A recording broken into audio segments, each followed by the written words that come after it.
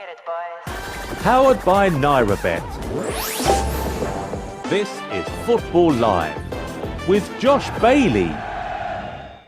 Yes, hello everyone and welcome to Football Live here on the Saturday the 16th of December, where we start with our 3 o'clock games. 4 Premier League games coming up for you, and alongside it we also have 1 Scottish Premier League game, Celtic v Hearts of Misseldonian.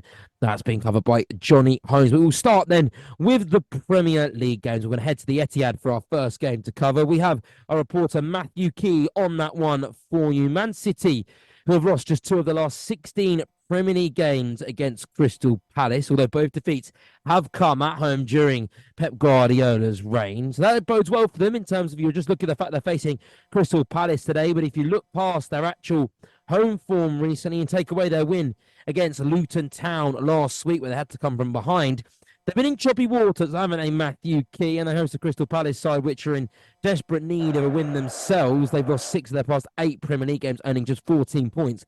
And that's seen them floating around, shall we say, the relegation battle a little bit. Still a little bit of daylight between them, but they desperately need to pick up points. And they're starting, shall we say, a limping Manchester City team. So maybe a slightly good opportunity for them. Yeah, good afternoon, Josh. Good afternoon, Football Live listeners. And yeah, I'm not sure there's ever a good time to play Manchester City, but maybe today could be a decent opportunity for Palace. These two teams coming off really differing results last week. As you mentioned there, Josh, Man City against Luton really struggled, fell behind, and having not won in 4, you're thinking, oh no, here we go again from a Man City point of view. But without playing too well, managed to drag themselves back and do what champions do, and that is pick up 3 points, which is exactly what they did. Palace, in contrast, they hosted Liverpool last week and put in a brilliant display. So encouraging for Roy Hodgson and his team. They went 1 up, but fell to a 2-1 defeat. And when you play as well as they did, to come away with nothing was absolutely agonising for Roy Hodgson and his side. So his Palace team really coming into this one on very little confidence. There is big team news from both teams, and the big one being that for Man City, there is no Erling Haaland. He is out with a foot injury. So he does not feature in the squad at all today. And for Crystal Palace is a first start for Dean Henderson, the goalkeeper. Obviously, former Manchester United player, so he'll very much be looking to do his old side a favour, perhaps, as he looks to impress in his first game for his new team. So the Man City team in full view is Ederson, Kyle Walker, Ruben Diaz, Nathan Ake, Jacob Guardiola, Rodri, Bernardo Silva, Rico Lewis, Phil Foden, Jack Grealish behind Julian Alvarez as opposed to Erling Haaland. Kick-off at the Etihad, about 5 minutes time here. Man City looking to get the win to close the gap on Liverpool and Arsenal. Crystal Palace looking to get a win just to get any form of confidence back. It's Manchester City, Crystal Palace here at the Etihad.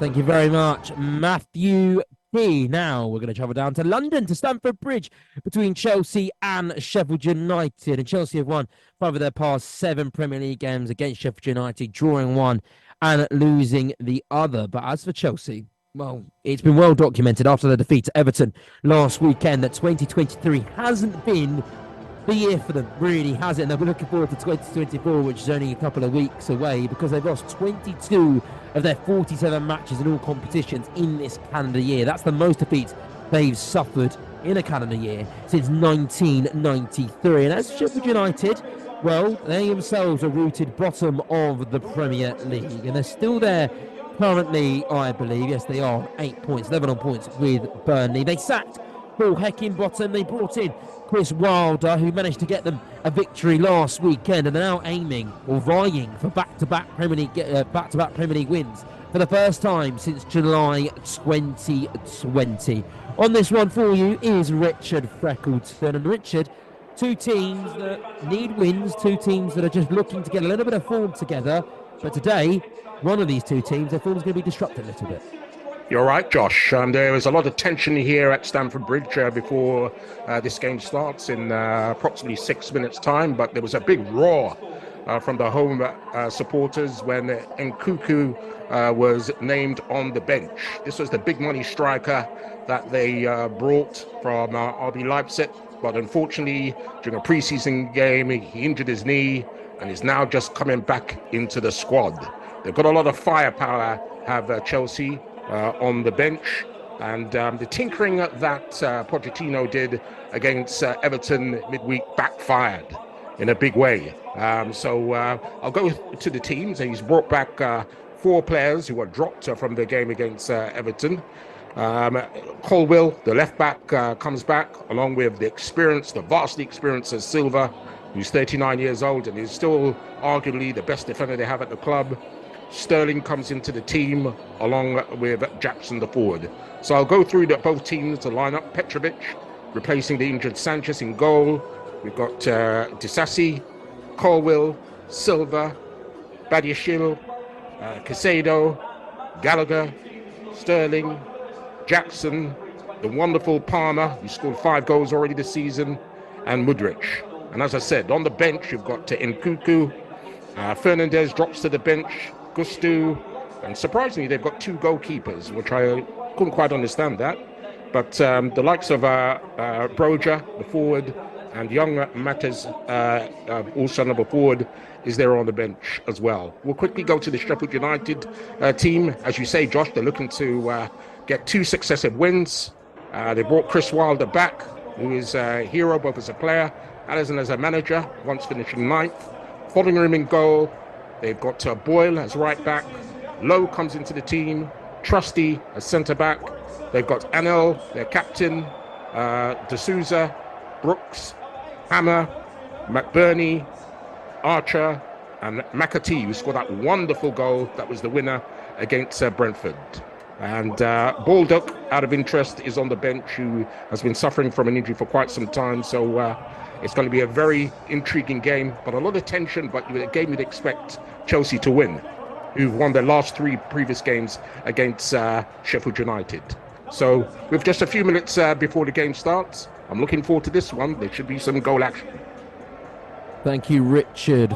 3 minutes then till our 3 o'clock games kick off, and we're zigzagging all over the United Kingdom. We're going to go to the northeast now, where Newcastle are hosting Fulham today. And the Magpies, they're aiming for a 4th consecutive win over Fulham today, or the Cottagers as they're known via their nickname. But as for Eddie Howe's men, they were knocked out of the Champions League after losing to AC Milan in the midweek, and they're actually in danger of losing 3 league matches in a row for the 2nd time this season, while Fulham are aiming to win 3 consecutive league games for the 1st time this season. So 2 opposite sides of the coin, Ash Sandwood, but a key factor here is for Newcastle, home is where the heart is, because they have won their past 6 league home games, conceding just 1 goal. So despite Fulham's form, with the way Marco Silva has turned his side's league form around, it's still a real tough task against, like we say, a wounded Newcastle. It certainly is. Good afternoon, Josh, and good afternoon, Football Live listeners. It's a big game today. I can really feel it. It's going to be a huge game today. Newcastle will be licking their wounds after the midweek crashing out of the Champions League, and Fulham are at absolute form at the moment. Their last couple of games, back-to-back 5-0 victories. They've scored 16 goals in their last 4 Premier League games. So it's literally 2 different ends of the spectrum today, to be honest with you, and it's going to be a huge match here at St James's Park. If Newcastle win today, it'll be Eddie Howe's 50th win in charge of Newcastle manager, so that would be fantastic. There's been 3 changes for Newcastle since that last game that they lost to Tottenham Hotspur last week. Dan Burn comes in for the suspended Kieran Trippier. Sean Longstaff is in for Lewis Miley, and Callum Wilson starts ahead of Alexander Isaac. So as for Newcastle, their full team news is Martin Dubravka in goal, Livramento, Lascelles, Fabian Schär and Dan Burn at left back, with Longstaff, Bruno Guimaraes, Linton, Hugo Almiron, Callum Wilson and Anthony Gordon.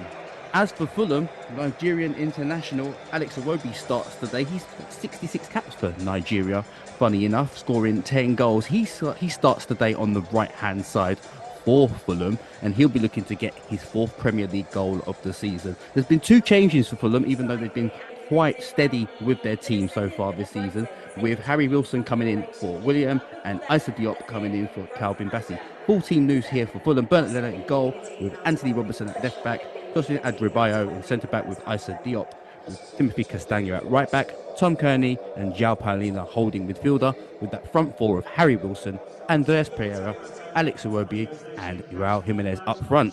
A minute or so to go until kickoff. It's Newcastle versus Fulham. Thank you very much, Ash. Now, finally, as the games kick off around England, let's go to the Vitality Stadium between Bournemouth and Luton Town. Patrick Narrett facing this one. And this is actually the first time these two teams have had a top-flight meeting. They're normally both used to meeting in the lower leagues, aren't they, Patrick? In League One, in League Two, in Championship. They face each other across all levels of English football, but not the highest one. But today is the day. And for Bournemouth, they're in an upturn. They got a historic victory against Manchester United last week and a dismantling of Erik ten Hag's side, winning 3-0. And they're aiming for, they're aiming for their 5th win in 6 league games. And as for Luton, they've lost 3 successive league matches and 4 of their last 5. We've just seen them slip back into the relegation zone despite Everton's points deduction, because the Toffees have been on an absolutely incredible run of form. And for them, they're now 4 points away from safety. There's a little bit of daylight between them and the promised land and the opportunity to stay in the Premier League next season, Patrick. So, every game is crucial, but as for them, they really can't afford to sit further away, can they?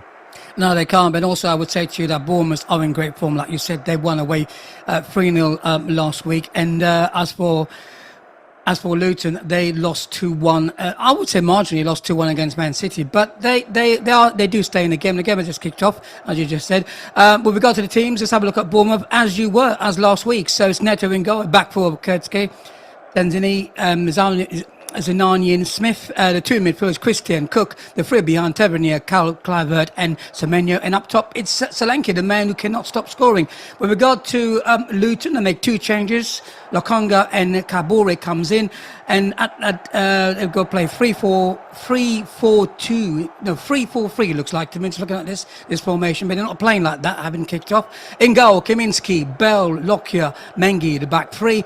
The 4 in the middle is Doki, Barclay, who's been on wonderful form, and Samuel Okondo, of course, Kabore, and Brown, Townsend on the left-hand side. Looks like Brown on the left-hand side, Adebayo up top. So to me, it's a 4-3-3-4. Luton just keeps off with about 3 gone. Still, Bournemouth 0, Luton 0. Staying in the UK, but just changing the country slightly. We head to Scotland now with Johnny Holmes covering Celtic v Hearts. This is a Celtic team that are looking or setting out today to strengthen their position at the top of the Scottish Premier League table as they welcome Hearts Macedonian to Celtic Park. The defending champion, shall I say, suffered a first league defeat last week at the hands of Kilmarnock. But, Johnny, in midweek, they did defeat Feyenoord, their first Champions League victory at home for a very, very long time. They did bow out the Champions League group stages, bottom of the table, but a win maybe puts a little spring into their step coming into this game. Yeah, absolutely, Josh. They needed it. The goals, powered by NairaBet. Before you start speaking, Johnny, we do have a goal to announce, and that's the fact Luton have started incredibly fast on the south coast. They have taken the lead against Bournemouth at the Vitality Stadium. Bournemouth are in fantastic form, looking for their 5th win in 6 games, while Luton Town, who are trying to avoid 3 losses in a row, well, they're on the right path to doing so, because the Hatters now lead 1-0. It's Adebayo with the goal, and what a shot goal that is between the 2 teams that have never met in the Premier League before. They normally have their battles in the lower leagues of English football, and it's Luton that have drawn first blood in the battle of the Premier League. So it is Bournemouth 0, Luton Town 1, and it's Bournemouth, I say, and it's Adebayo with the goal. And let's go to Patrick right now to tell us about the goal that has put Luton in front. I tell you what, Luton started the way to the last game, They go direct, very direct. They win a corner on the right-hand side, which is obviously Bournemouth left-hand side. Corner's taken, and there's the man, Elijah Adebayo.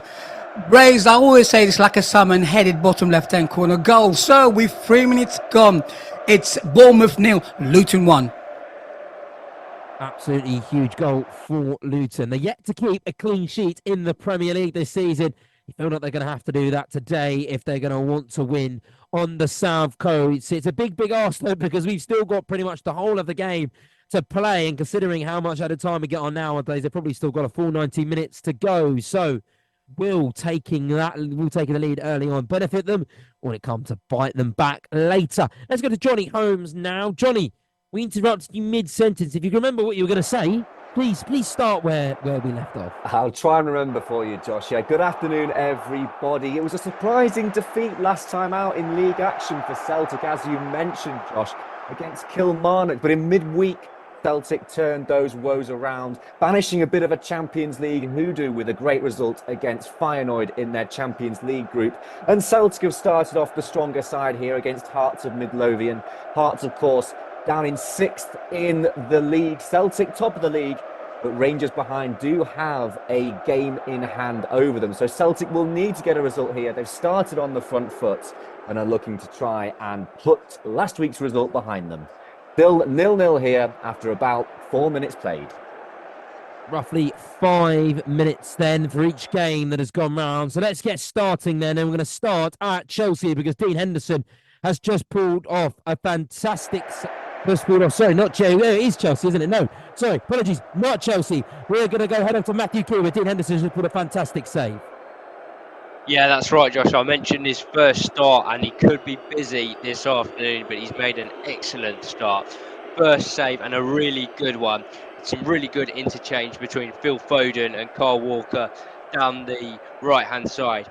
Foden laying it back to Walker, who just uses the pace on the ball to whip it into that area, that corridor of uncertainty. Alvarez gets across his man, heads it down into the ground. He's almost running away. He thinks it's going in, but Henderson, slightly unsighted, almost comes out of nowhere to tip it round the post. Excellent save from him. Palace do manage to clear away the corner. But yeah, just shows it could be a long afternoon for the Palace keeper making his debut. But 6 minutes gone, it's still Man City 0, Crystal Palace 0. Matthew, in terms of Manchester City, currently 4th in the Premier League, everyone seems to write them off. You know how reactive the media is. They lose a couple of games, they don't look like themselves, and everyone is just absolutely up in arms saying that they're not the same old Manchester City and that they're not going to win the league this year. But then they beat Luton and things look a little bit happier for them. People have been talking about where Manchester City struggle. Where do you think they struggle? I mean, I guess a huge indication is the fact that they have gone 7 games now in all competitions without keeping a clean sheet. They've conceded 14 goals during that run. Do you think it's the defence, or do you think up top is where they struggle with the fluidity? And obviously take away Haaland out of that, but what do you think? Well, obviously Haaland is a big miss today, Josh, but I think a bigger miss for Man City when he's not playing is obviously Kevin De Bruyne, who they've not had for the start of this season. He's reportedly not too far away. That will make a massive difference. And of course, Rodri in midfield. He's not played 4 games this year due to suspension. They've lost every single one. If that doesn't tell you there's a glaring issue there with Man City, then I don't know what does. Calvin Phillips not been able to fill his shoes. You could argue not been given the opportunity to fill his shoes, really. But Rodri, arguably Man City's most important player, arguably the most important player to any team in the league, and certainly those Man City results back that up. So he's in the team today, but already had couple of suspensions. Man City, as well as looking for the win, will be making sure he doesn't pick up a couple more bookings like he has been this season, because he's normally so good at avoiding those yellow cards. But this year he started to pick them up, and that is a worrying trend from a Man City point of view. Man City 0, Crystal Palace 0. To Stamford Bridge, where Chelsea's form is also a worrying point of view and a concern. Right now, though, it's 0-0 currently. Richard Freckleton, which team is showing the earlier promising signs? Well, the earlier promising signs, Josh, are definitely with Chelsea. They started on the front foot and forced an early corner, which came to nothing. But the goalkeeper has yet to make any saves. Either goalkeeper, in fact, whether it be Fotheringham, who you expect to be very busy in the Sheffield United goal, and Petrovic, who may have some nerves, being his first game at Stamford Bridge. If I was Sheffield United, I'd be looking to get some shots in from distance if I can, just to test the nerves of the young goalkeeper. But they've certainly started brightly, Chelsea, playing good intricate football, one touch, and are totally bossing the game so far, but they haven't yet tested Fotheringham in goal. But so far, with coming up to 10 minutes on the clock, it's Chelsea 0, Sheffield United 0. And this is Football Live.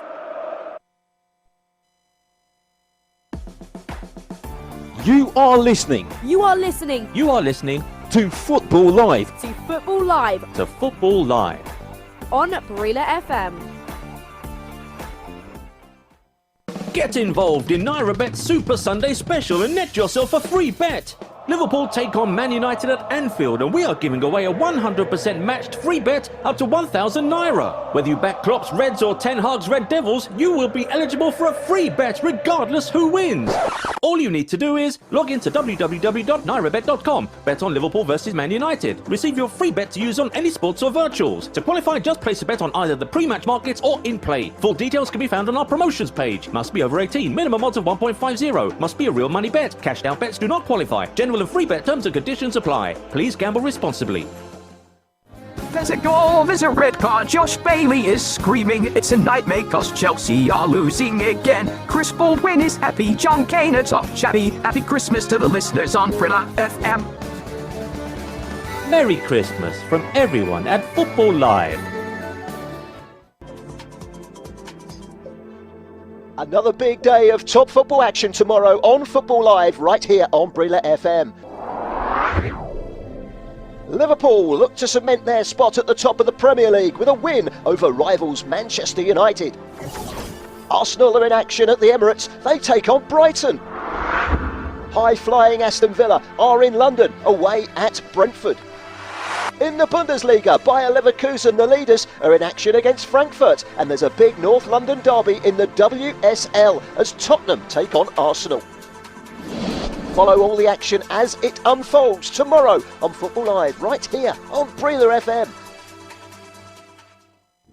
The goals, the team news, all the updates, all the key action, scores from around Europe's top leagues, exclusive interviews, breaking news. 4 hours of football every Saturday and Sunday on Brila FM with Football Live. Let's get back to the action on Football Live. Powered by NairaBet. This is Football Live with Josh Bailey.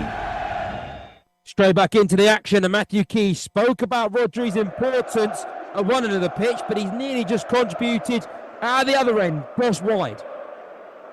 Yeah, well, he scored some important goals recently, and yeah, just wide on this occasion. Really good interchange again. Alvarez at the heart of it this time for Man City, exchanging passes with Bernardo Silva, and just pulls the ball back to the edge of the box. And there's Rodri, and he almost sort of goes in with the challenge, but he wants it more than I think it was Anderson, the Crystal Palace defender.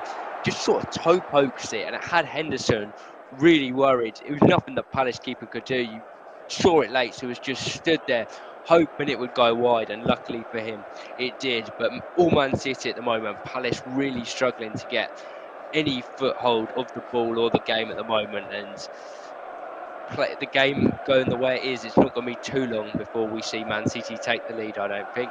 12 minutes gone, Man City 0, Crystal Palace 0. Chance for Celtic in the Scottish Premier League. Yeah, and this would have been an absolute stunner, Josh. It's Matt O'Reilly from distance. It comes bobbling out to him, and it sits up perfectly on the half volley. He smashes it goalwards, but Xander Clark, in the Hearts of Midlothian goal, is able to parry it behind for a corner, which came to nothing. Celtic on top here. Celtic 0, Hearts 0, 12 minutes played. We've all got heard from one game in the 3 o'clock slate here on Football Live, and that is at St James's Park between Newcastle and Fulham. Ash Sandiford. About 10-15 minutes gone. How's the opening picture been? Yeah, still currently as it stands, Newcastle 0, Fulham 0. It's been quite cagey affair, to be honest with you. I think all the goals that Fulham have been scoring over the past week, couple of weeks. I think Newcastle just trying to keep it nice and tight at the back. There's been a bit of an injury, bad injury for Fabian Schär, to be honest with you. He's looking like he's not going to be able to continue. I think he might have a hamstring problem. He's in a real bad way, and I think the medics are on, and I think he would not be able to continue for the rest of this game. But been pretty cagey affair so far. But I think Newcastle will miss Kieran Trippier for his dead ball antics. But Dan Burton's in for him today, so Newcastle are going to probably have to rely on a little bit more creativity going forward. But as it stands, about 14 minutes in, Newcastle 0, Fulham 0. That's an injury that Newcastle do not need. They probably have the longest injury list alongside Tottenham in the Premier League right now. It's really hampered their ability to compete across all fronts in English football and European football, and add Fabian Schär to that list, and that's really something they're not going to want right now. And it'll be interesting to see how they adapt. It'll be interesting to see how things develop for them. We have a goal in the Scottish Premier League. The goals, powered by NairaBet. Celtic, who lost last week to Kilmarnock, well, they're on the brink of another loss here today, because in the opening 15 minutes, it's Hearts that have taken the lead. Shankland with the goal at Celtic Park. And are Celtic in a little bit of a slide right now? We'll see how it develops, but things don't look good for them. They've got to see how they pick themselves up, dust themselves off, and get back into this game, because it's not looking good for them, especially with a charging Rangers team. Most importantly, they're only 5 points off Celtic right now, Rangers, and a win today. If a Celtic loss and a win for them over the weekend will move them to 40 points, only 3 off of Celtic. And Johnny Holmes, what's the mood like in Celtic Park with that goal? Dismal, absolutely dismal, as was the marking from the Celtic defence. Liam Scales and Cameron Carter-Vickers are absolutely nowhere near Hearts forward Lawrence Shankland as the corner is whipped in. The amount of time he's got to weigh this header up and just pile drive it into the back of the net. They'll be asking questions here. Corner whipped in, back post. So much time for Shankland, and Hearts lead 1-0 here against Celtic, away from home. And Celtic, as you say it, Josh, are they in a slide? It looks to be that way. Celtic 0, Hearts 1, 15 minutes played. Rodri close again, but his shot was cleared off the line, Matthew Key.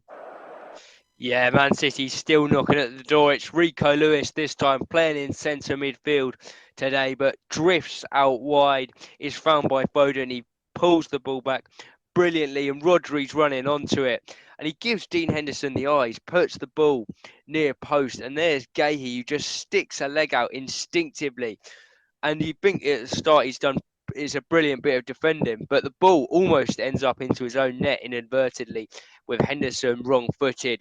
Luckily for the Crystal Palace defender, just went wide out for a corner, but a brilliant bit of defending from the England centre half.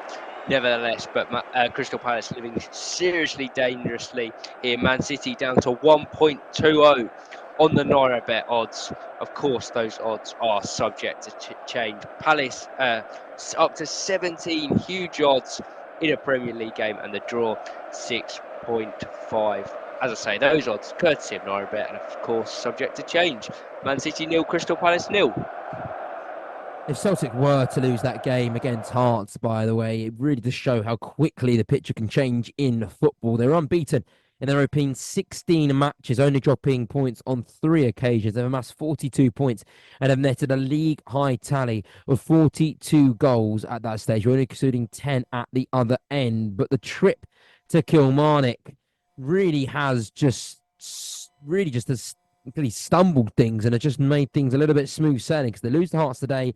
That gap that was 8 points to Rangers at one point could be reduced to 3, and this is a Rangers team that were really struggling and were considering writing this season off, but the new manager has turned things around tremendously and could be giving us a real lovely and exciting and enthralling title race in the Scottish Premier League. But this is Celtic, and we do expect them to turn it around. From Celtic to Chelsea, they're hosting Sheffield United today. Richard Freckleton, 20 minutes gone in that game. This is a Chelsea team who have let in multiple goals in each of their previous 5 league matches. The last time they conceded twice or more in 6 successive top-flight games was between December 1977 and February 1978. Do you think we're going to see a repeat of that form today, or do we think Chelsea are going to keep a clean sheet with how the early exchanges have gone?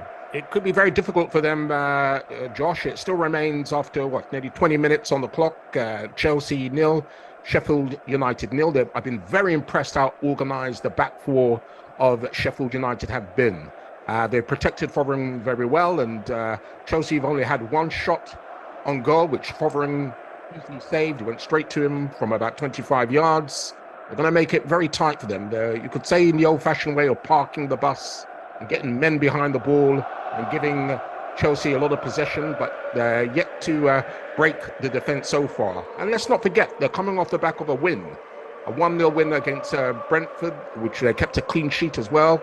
So they're pretty organised. And, the manager, Chris Wilder, in his second spell here at the club, is looking to rejuvenate them and get them off rock-solid bottom, where they've only got 8 points so far after 16 games. But they're handling the pressure very well so far, and it remains Chelsea 0, Sheffield United 0. Richard, after Chelsea's defeat at Goodison Park last weekend, Mauricio Pochettino said that they need new signings. What do you think of that? It's obviously been well documented that Todd Bowley's team have brought in a lot of players for Chelsea. It's been all change, breaking transfer records, long contracts, left, right, and centre. And then Mauricio Pochettino comes in and says, we need new players. What do you make of that? Well, I think Pochettino made a big mistake. I mean, at the start of the season when Nkunku got that bad knee injury, which he's only just recovered from, he should have gone into the transfer window immediately and got a replacement striker, because obviously what we've seen so far in the season is that they badly needed a top draw centre forward. And that has cost them in a lot of ways. And defensively, they're looking quite shaky so far this season at the back. They've conceded quite a lot. And the tinkering that Pochettino did in their last game against Everton backfired, as I said earlier on, with that 2-0 loss. So they need some continuity, and it's not been helped by the injuries. I mean, their captain, Reece James, now out for another spell with another hamstring injury. That has set them back somewhat. And how long can they go on with Thiago Silva? What a Rolls Royce of a player he is at 39 years old. He can't go on forever. So I find it quite strange that Pochettino didn't do the business he needed in the summer, especially when Nkunku got injured. And that they're paying for it, because so far, mediocre, 12th in the table, surrounded by the likes of Wolves and Bournemouth. That's not what the fans expect here. They expect them to be challenging higher at the topper end of the table, certainly for a European position, and perhaps even more. But so far, as I say, I mean, with 22 minutes on the clock, it still remains Chelsea 0, Sheffield United 0, and Sheffield United are doing a fantastic job so far, keeping the Chelsea forwards quiet. It's a red card for Chelsea's West London rivals at Shanaford. Fulham are down to 10 men on the northeast. Yeah, Fulham are down to 10 men. It's still Newcastle 0, Fulham 0, but this was horrendous. I can't believe what I've seen. I do not know what's going through Raul Jimenez's head. He's trying to close down Sean Longstaff just by trying to block the ball, just kind of was popping up in the air, and he kind of turned his back, and he's kind of near enough taking his head off near enough. It was horrendous what he's done. And once the referee goes to VAR, originally he got a booking for it. Longstaff, actually, to be fair to him, he actually got up off the ground and just kind of wiped his nose and kind of got on with the game still. But I think once the referee went to VAR, he had a little couple of looks, and the more you look at it, the more horrendous it is. But Raul Jimenez is off. It's 24 minutes in, and to be honest with you, I think it was a red card. So yeah, still currently 0-0. But yeah, red card for Fulham. This is a Raul Jimenez who's really struggled for form since he arrived in London from Wolves, and then previously he's hit the ground running, shall we say. He scored 3 goals in his last 2 Premier League games. That's as many as he's had in his previous 43. But for them, well, now you see with that red card down to 10 men, that's really not what he would have wanted. And maybe Fulham are going to be struggling for goals. The team that aren't struggling for goals are Manchester City.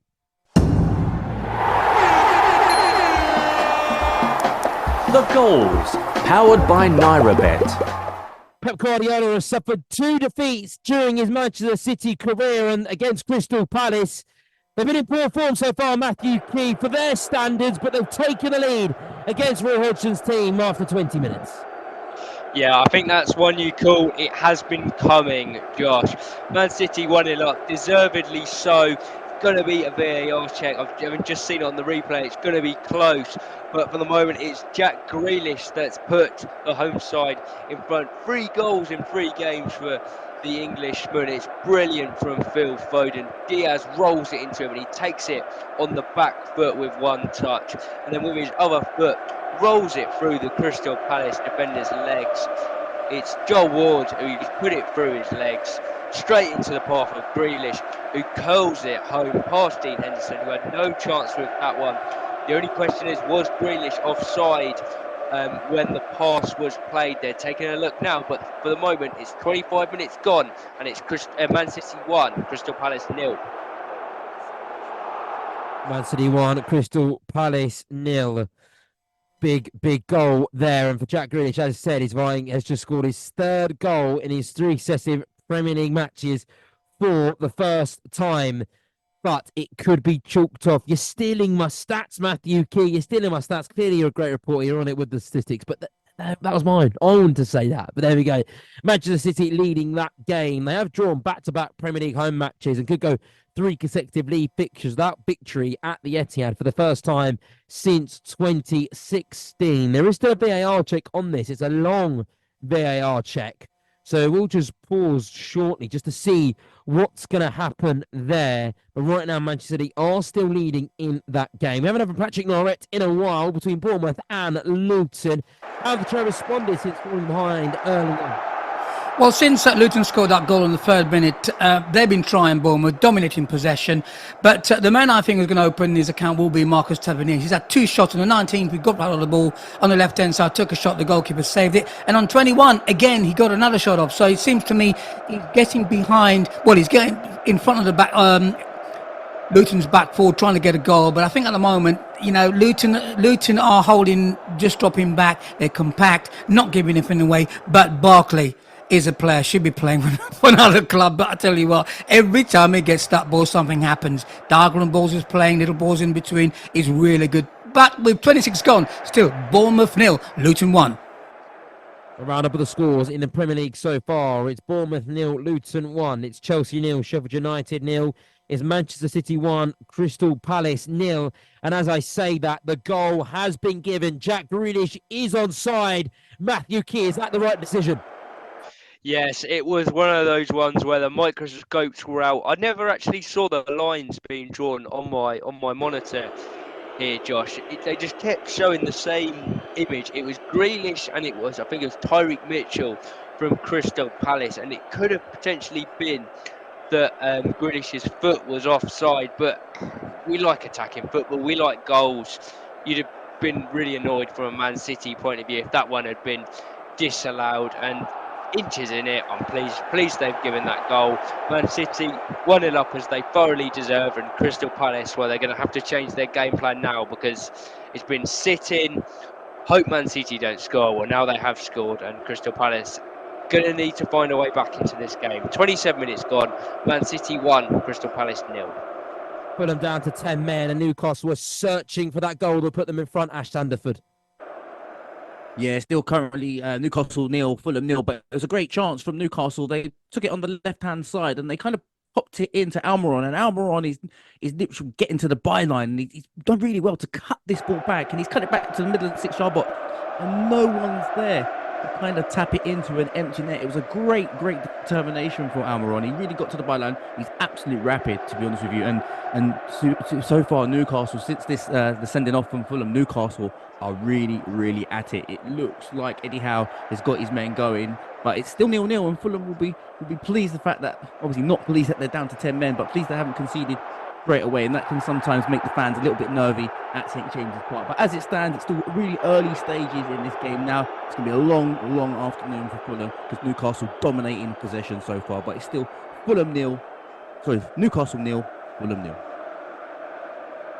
Luton, they were one of the only teams yet to either score or concede a goal in the opening 15 minutes of the Premier League game this season. They changed it today by scoring Patrick Norret. Well, that will pass those 15 minutes, coming in to the 30th minute mark now, and they've just come really close to their second. Oh, yeah, they have with Adebayo again. This was a cross on the left-hand side, a wonderful ball in. He brought it on his chest, but unfortunately he just couldn't get his foot around it, just hit it high over the bar. But they're taking their time when to come forward, because what Bournemouth are doing, they're basically pushing a lot of men forward. Barkley just sitting on the edge of the box. He gets it, he just plays the ball out, and they go forward on the counter. Very well, they're playing very well at the moment. With 29 gone, still Bournemouth 0, Luton 1. A shock is brewing in Scotland because Hearts have doubled their advantage. The goals, powered by NairaBet. Celtic, who we said have been cruising in the Scottish Premier League, are staring down the barrel and staring at their second defeat in as many games. It's Celtic 0, Hearts 2 at Celtic Park with Johnny Holmes shortly. We are covering, before we do that, just a quick word on Adebayo. He has now become the first player to score in 3 consecutive top-flight matches for the Hatters since Mark Harford in 1992, over 30 years ago, and Adebayo has made history for Luton and his side by scoring early on against Bournemouth. Kingsley was the player who scored for Hearts as well. We haven't got any reporters around the grounds in Europe, apart from in the Premier League and in Scotland, but I'm still going to try and keep you up to date as best I can. In Ligue 1, coming up at 5 o'clock, we have Le Havre and Nice. That's at 5. And then at 9, it's Lens v Reims. Then in the Bundesliga, at Augsburg v Dortmund. It's currently 1-1 between those two teams. Bochum v Union Berlin. Bochum are leading 1-0. Darmstadt and Wolfsburg is 0-0. Wolfsburg are down to 10 men. Mainz v Heidenheim. Heidenheim are leading 1-0, turning their corner in their form, aren't they? Certainly. But they're beating Mainz away from home. And then coming up at 6:30 is RB Leipzig v Hoffenheim. We do have a reporter on that. We've got Mark Thomas covering that one for you. In the Serie A, Lecce and Frosinone is currently sharing. It's on as even. It's 1-1 between those two teams. Napoli and Cagliari is currently, that's coming up at 6 o'clock. And then at 8:45, it's Torino v Empoli. In the Nigerian FPL, it's Katsina United 0, Bendel 0. And then in the La Liga, currently, Celta Vigo beat Granada 1-0 despite being reduced to 10 men. That 10 men came pretty early on, in fact. So, it came really late on, 18 minutes, but they managed to hold on and see that game. Atletico Bilbao and Atletico Madrid are drawing 0-0 currently. Sevilla and Getafe, that's coming up at 6:30. And at 9 o'clock, it's Valencia v Barcelona. And as well, coming up at 6:30, we have Matt Smith covering Burnley v Everton. And as I said, Napoli v Cagliari is Matthew Key on that one for Matt Key on that one for us, who's currently covering those games. But he's going to be making a trip to Italy to see what Victor Osimhen has to offer. Let's get back to the Premier League, shall we? Wait, before we do that, let's go to the Scottish Premier League to Johnny Holmes, who can tell us about the goal, which has seen Celtic sink 2 goals behind. Silence and shock here at Celtic Park, Josh. It was an absolute stunner. About 25 yards out, a free kick is given. Stephen Kingsley stands up and rockets it into the bottom corner. No chance for Joe Hart. He's never going to get there. And Hearts are suddenly 2-0 up in a game that Celtic have dominated possession, but not done anything really with it. 2 chances for Hearts, 2-0 to Hearts. Can you believe this one? Are Celtic heading for their second league defeat in a row? They're top of the league, but Rangers are hot on their heels. Celtic 0, Hearts 2, 33 minutes played. But they did fall down to 10 men, and we spoke to Ash Sandiford, who said the Newcastle had a chance immediately after that. But the Cottagers, they're not lying down. There's a reason why they've scored 10 goals without conceding their past 2 fixtures at Sandiford, and they came close to making 11 goals in their past 3 games. Well, they'll take one now, wouldn't they? They'd love to get a goal. But to be honest with you, it's still 0-0 here at St James's Park. But a great chance, firstly, from Newcastle from the first end. In the end, Dan Burn crossed it, and I think it was Anthony Gordon. He took a step back, and the defender just misjudged the header, tried to clear it, and he's controlled it. He smashed touched it with his left foot. It's cannoned off the crossbar and gone out wide for a goal kick. That was a chance for Newcastle, but then straight after that, Fulham broke on the counter-attack with Anthony Robertson on the left-hand side, bearing down, cutting it into Nigerian international Alex Iwobi, and Alex Iwobi just popped it inside, and in the end, it was a comfortable save in the aim for Dubravka. But it's end-to-end stuff, to be honest with you, in here at St James's Park, and Fulham are not going down without a fight. But as it stands, it's Newcastle 0, Fulham 0. And this is Football Live. You are listening You are listening You are listening to Football Live. to Football Live to Football Live. on Brila FM. Get involved in NairaBet's Super Sunday Special and net yourself a free bet.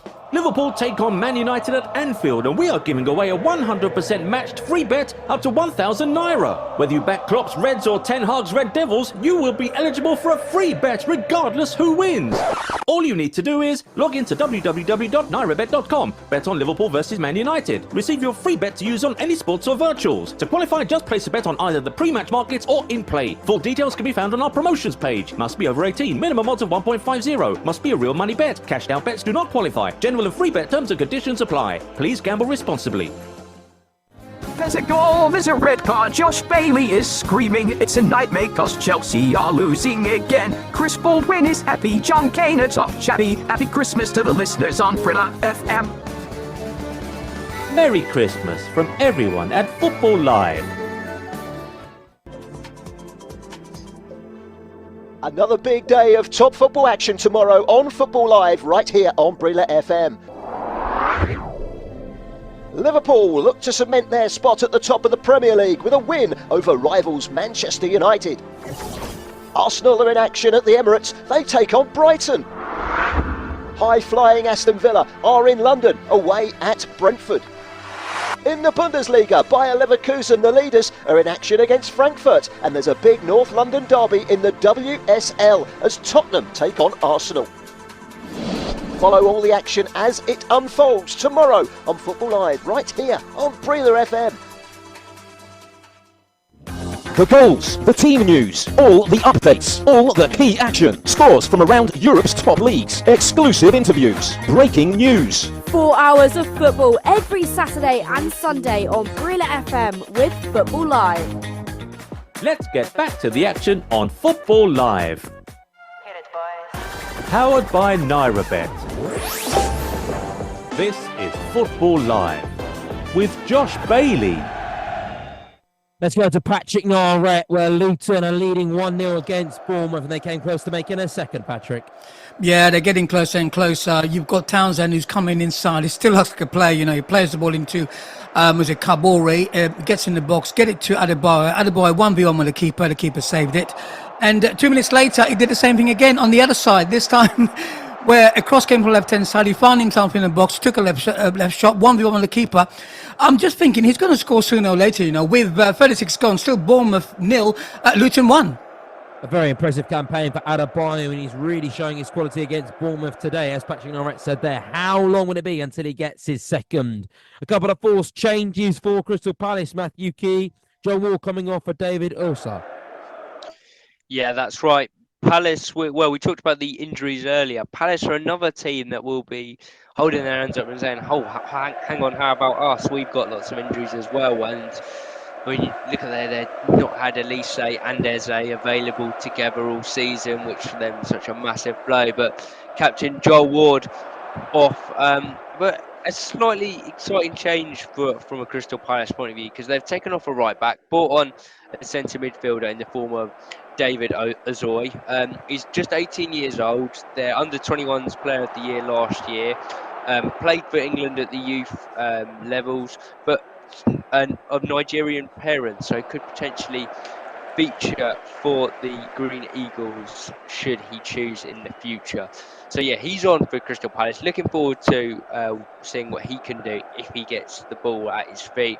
Let's say lots expected of him, but this is a tough environment to come into. 38 minutes gone, Man City 1, Crystal Palace 0. And as Matthew King mentioned, Super Eagles there. It has been an incredible time for them, especially last Monday, where it sort of felt like Christmas, the Commonwealth, for those who work in sports and for many Nigerians, with the African Cup, the Cup of Nations coming up.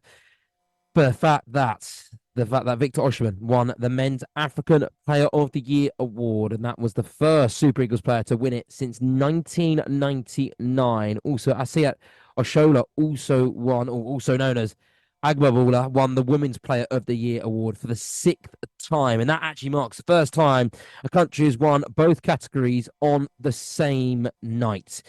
It's incredible as well. And actually, the biggest victory of the night was seeing the Super Falcons earn the title of Africa Women's Team of the Year. It really is an exciting time to be a Nigerian football fan, and we'll see what they can do coming up at the AFCON in a couple of weeks' time. That starts in the middle of January. It's just over a month's time. But huge congratulations to all Nigerian fans. It is really a special time to be a Super Eagles fan. Let's go right now to... Where shall we go? Well, let's go to Ash Sandefjord, because Newcastle have just had to make a forced substitution. We said about Crystal Palace injury list. We spoke briefly about Newcastle's injury list, which is only growing. It certainly is. It's growing and growing and growing. Eddie Howe will be pulling his hair out, to be honest with you. Another knock. And it's one of those ones where no one's really around the player. He's just kind of pulled up. It's Joe Linton this time. He's kind of just pulled up out of nowhere. He's looking around, and the physiotherapist come on, had a look at him, and he just couldn't continue. So Lewis Miley's come on for Joe Linton, and Joe Linton's a huge player for Newcastle. He really one of those players in the middle of the park that's got loads of energy levels for Newcastle. Really gets the crowd going as well with his challenging, his robust style. So they'll really miss him, especially after the Christmas break's coming up. Sorry, Christmas break. I said the Christmas fixtures are coming up at the moment, and they're coming thick and fast. And Newcastle's injury list is nearly as long as the players that they've got on the field. It's horrendous. But it's still quite quiet in this second half, in this first half, I should say. Fulham are trying to grow into the game with a little bit more possession, because Newcastle have really come off it since these last couple of injuries. But as it stands, 41 minutes in, it's Newcastle 0, Fulham 0. Ash, just a quick word on those injuries, because we've obviously just seen Joel Ward get injured for Crystal Palace. Now Joe Linton going off. Said about Fabian Schär as well, who was briefly down with an injury. I'm not sure if he came off or not. We just seen a lot this season. The Premier League is seeing a lot of injuries. A lot of players going injured. Why do you think that is? Like, why this season? I think it's just the accumulation of games. I think Newcastle put so much into their European fixtures, like six Champions League games that they played from September up until now. They come really, really quickly after the international break. So all these players, they go flying off to play for their countries, and they get back. And to be honest with you, they're not even training half the time. Half the time they're getting back and they're just going straight into games. I think the muscle tissues and the fatigue. I know it's still early in the season, and I know that these are professional footballers and they get paid really well, but I just think it's just the fact that they're playing so many games now. They're playing once every 3 games. The intensity is so high that they're finely tuned athletes, and all it takes is for the warm-up not to go right, or just a small knock or anything. They're athletes, and more injuries are going to become more and more frequent unless they play less games. Foden close for Manchester City, nearly 2-0 to Pep Guardiola's team against Roy Hodgson, Matthew Key. Yeah, what a player Phil Foden is to watch when he's playing, full of confidence, and he certainly is today. A beautiful assist for the first goal, and come really close here. It's an outrageous effort, really. A Man City free kick, which was half cleared. Guardiola just laid it back to Foden. He's about 30 yards out. He just hits it first time. Sort of half volley, and he ripples the side netting with Henderson beaten. Some of the Man City fans thought it was in behind the goal, just the wrong side of the post. But yeah, been really good to watch. Has Phil Foden this afternoon, and Man City still very much on top as we approach half time. 42 minutes gone. Man City 1, Crystal Palace 0. Did Man City look a little bit more fluid today? Did look a bit more up to speed and those standards? It's not been a great time for them recently. And also Luton looked 1-0 down at Kenilworth Road, dragged themselves back into it, still not at their best. What about today? Do they seem their best right now, Matthew? Yeah, I'd say this is pretty close to Man City's best. I think they've been allowed to play by Crystal Palace, who really have offered nothing, Josh, to be honest. But this is more like it from a Man City point of view. Guardiola will be very happy with this first half, and he'd just be hoping that his team can avoid some of the complacency which is cost them points, or even just. We've been talking about the amount of games you have to play. Man City, of course, going off to the Club World Cup next week. Just avoiding making a 2-0, 2-1 and it becoming a bit awkward for them. There's no need for it from a Man City point of view. They're completely in control here. Just one more goal for me finishes this game and Palace off completely. Palace, they could easily score a goal. Anyone can score a goal in the Premier League, but 2 goals, I couldn't see it happening from a Crystal Palace point of view. That second goal will be what Guardiola is hunting for. Maybe then the changes will come as we approach half time. We'll see how much we've got in the way of stoppages. Not too much, I would imagine, but still Man City 1, Crystal Palace 0. That's Manchester City looking for their second. Meanwhile, Bournemouth are looking for their first. They're looking for that equaliser against Luton. Patrick Nara. It really seems like an end-to-end game on the South Coast. Yeah, it is. I mean, they're not open. I mean, when Luton lose the ball, they get back in a 4-4-2 and wait for Bournemouth to try to pass the ball. But before you came to me, what was it? Justin Kluber put a little ball to the right hand side to Marcus Cabernet. He had a wrong run and he crossed it. It was just behind Solanke. I tell you what, if it was in front of him, he would have scored when it 1-1. But more possession to Bournemouth. They're trying.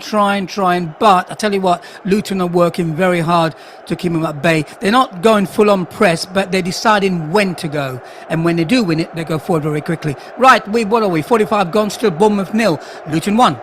We've already seen one game in the Premier League this weekend, and that came at the City Ground. Nottingham Forest losing to Tottenham Hotspur by 2-0 as 10-man Tottenham condemned Forest to a 5th Premier League defeat in 6 games, underline their top 4 ambitions at the City Ground. Richarlison's 3rd goal in 2 games set Spurs on their way with an outstanding Dejan Kulusevski, with the outstanding Gadejus assisting that goal, then also sealing victory for Ange Postecoglou's side, who also had Yves Bissouma sent off in the 70th minute after that. Kulusevski 2nd.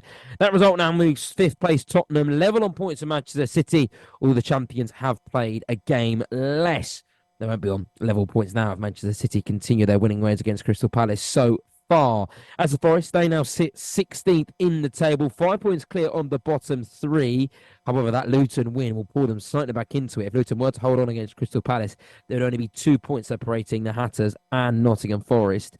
They've now just won once in their previous 13 Premier League matches, and the outcome of this contest is only likely to increase the pressure on boss Steve Cooper, whose side did show their moments and had plenty of endeavour, but just lacked the composure and quality in the final third the visitors were able to display in key moments. The pressure is rising on Steve Cooper. He's got the fans on their side, but has he got the Nottingham Forest owner on side? We know there's kind of been a love-hate relationship between the two, shall we say, the owner flirting with sacking Steve Cooper this time last season when they're rock bottom of the Premier League. He decided against it because of how passionate the fans were towards Steve Cooper, the man in the dugout. But will he survive the chop again this year? Only time will tell, but 1 win in 13 Premier League matches just isn't good reading at all. If Luton were to win, only 2 points away from the relegation zone, only condemns Steve Cooper even further. 5 minutes added on Manchester City, 2 minutes added on from Bournemouth. We've never heard a lot from Richard Freckleton between Chelsea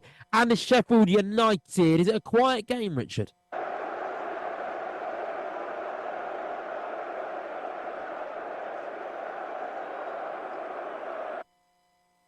And we are not hearing from Richard Freckleton shortly.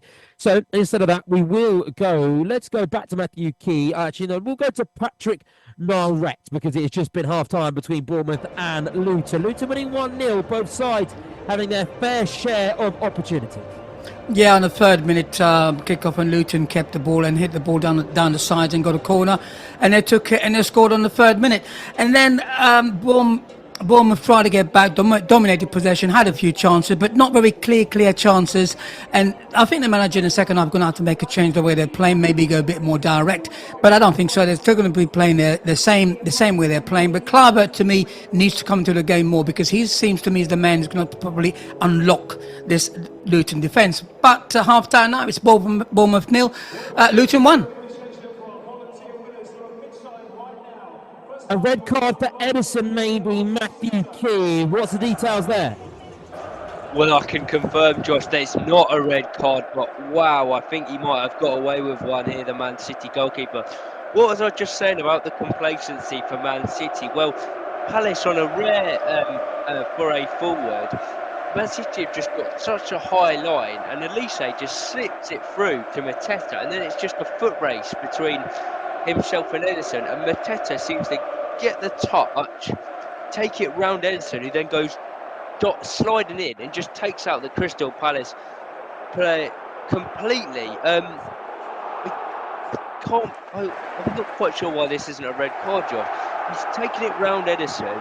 Edison has brought him down. I mean, there are a couple of Man City defenders there, but certainly not between Mateta and the goal. And I think if Edison doesn't take Mateta out, Mateta takes it round him and taps it into an empty net. A yellow card has been confirmed, and Elise's just come really close with the free kick. Well, I think Palace have every right to feel hard done by here. Part of the game plan that this would have been from Roy Hodgson's side. Wait your time, be patient, and make sure you take your opportunity when it comes. And they've had that taken away from them from Edison's decision. And I think Paul Tierney might be looking at this one and thinking he's got it wrong at half time, but it's a yellow card. Man City perhaps fortunate as we're approaching half time. Roy Hodgson really not happy down there on the sideline, but still Man City 1, Crystal Palace 0. Manchester City living dangerously at the Etihad. They've got to come to a 1-0 lead, but Edison has really got to control himself there. Maybe lucky to get away with one. It's half time between Chelsea and Sheffield United. 0-0 at the break. Richard Freckleton. How did the first half go?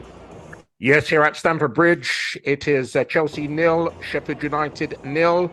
Fascinating competition developing between the wingers, Mudryk and Sterling against Boyle and Lowe.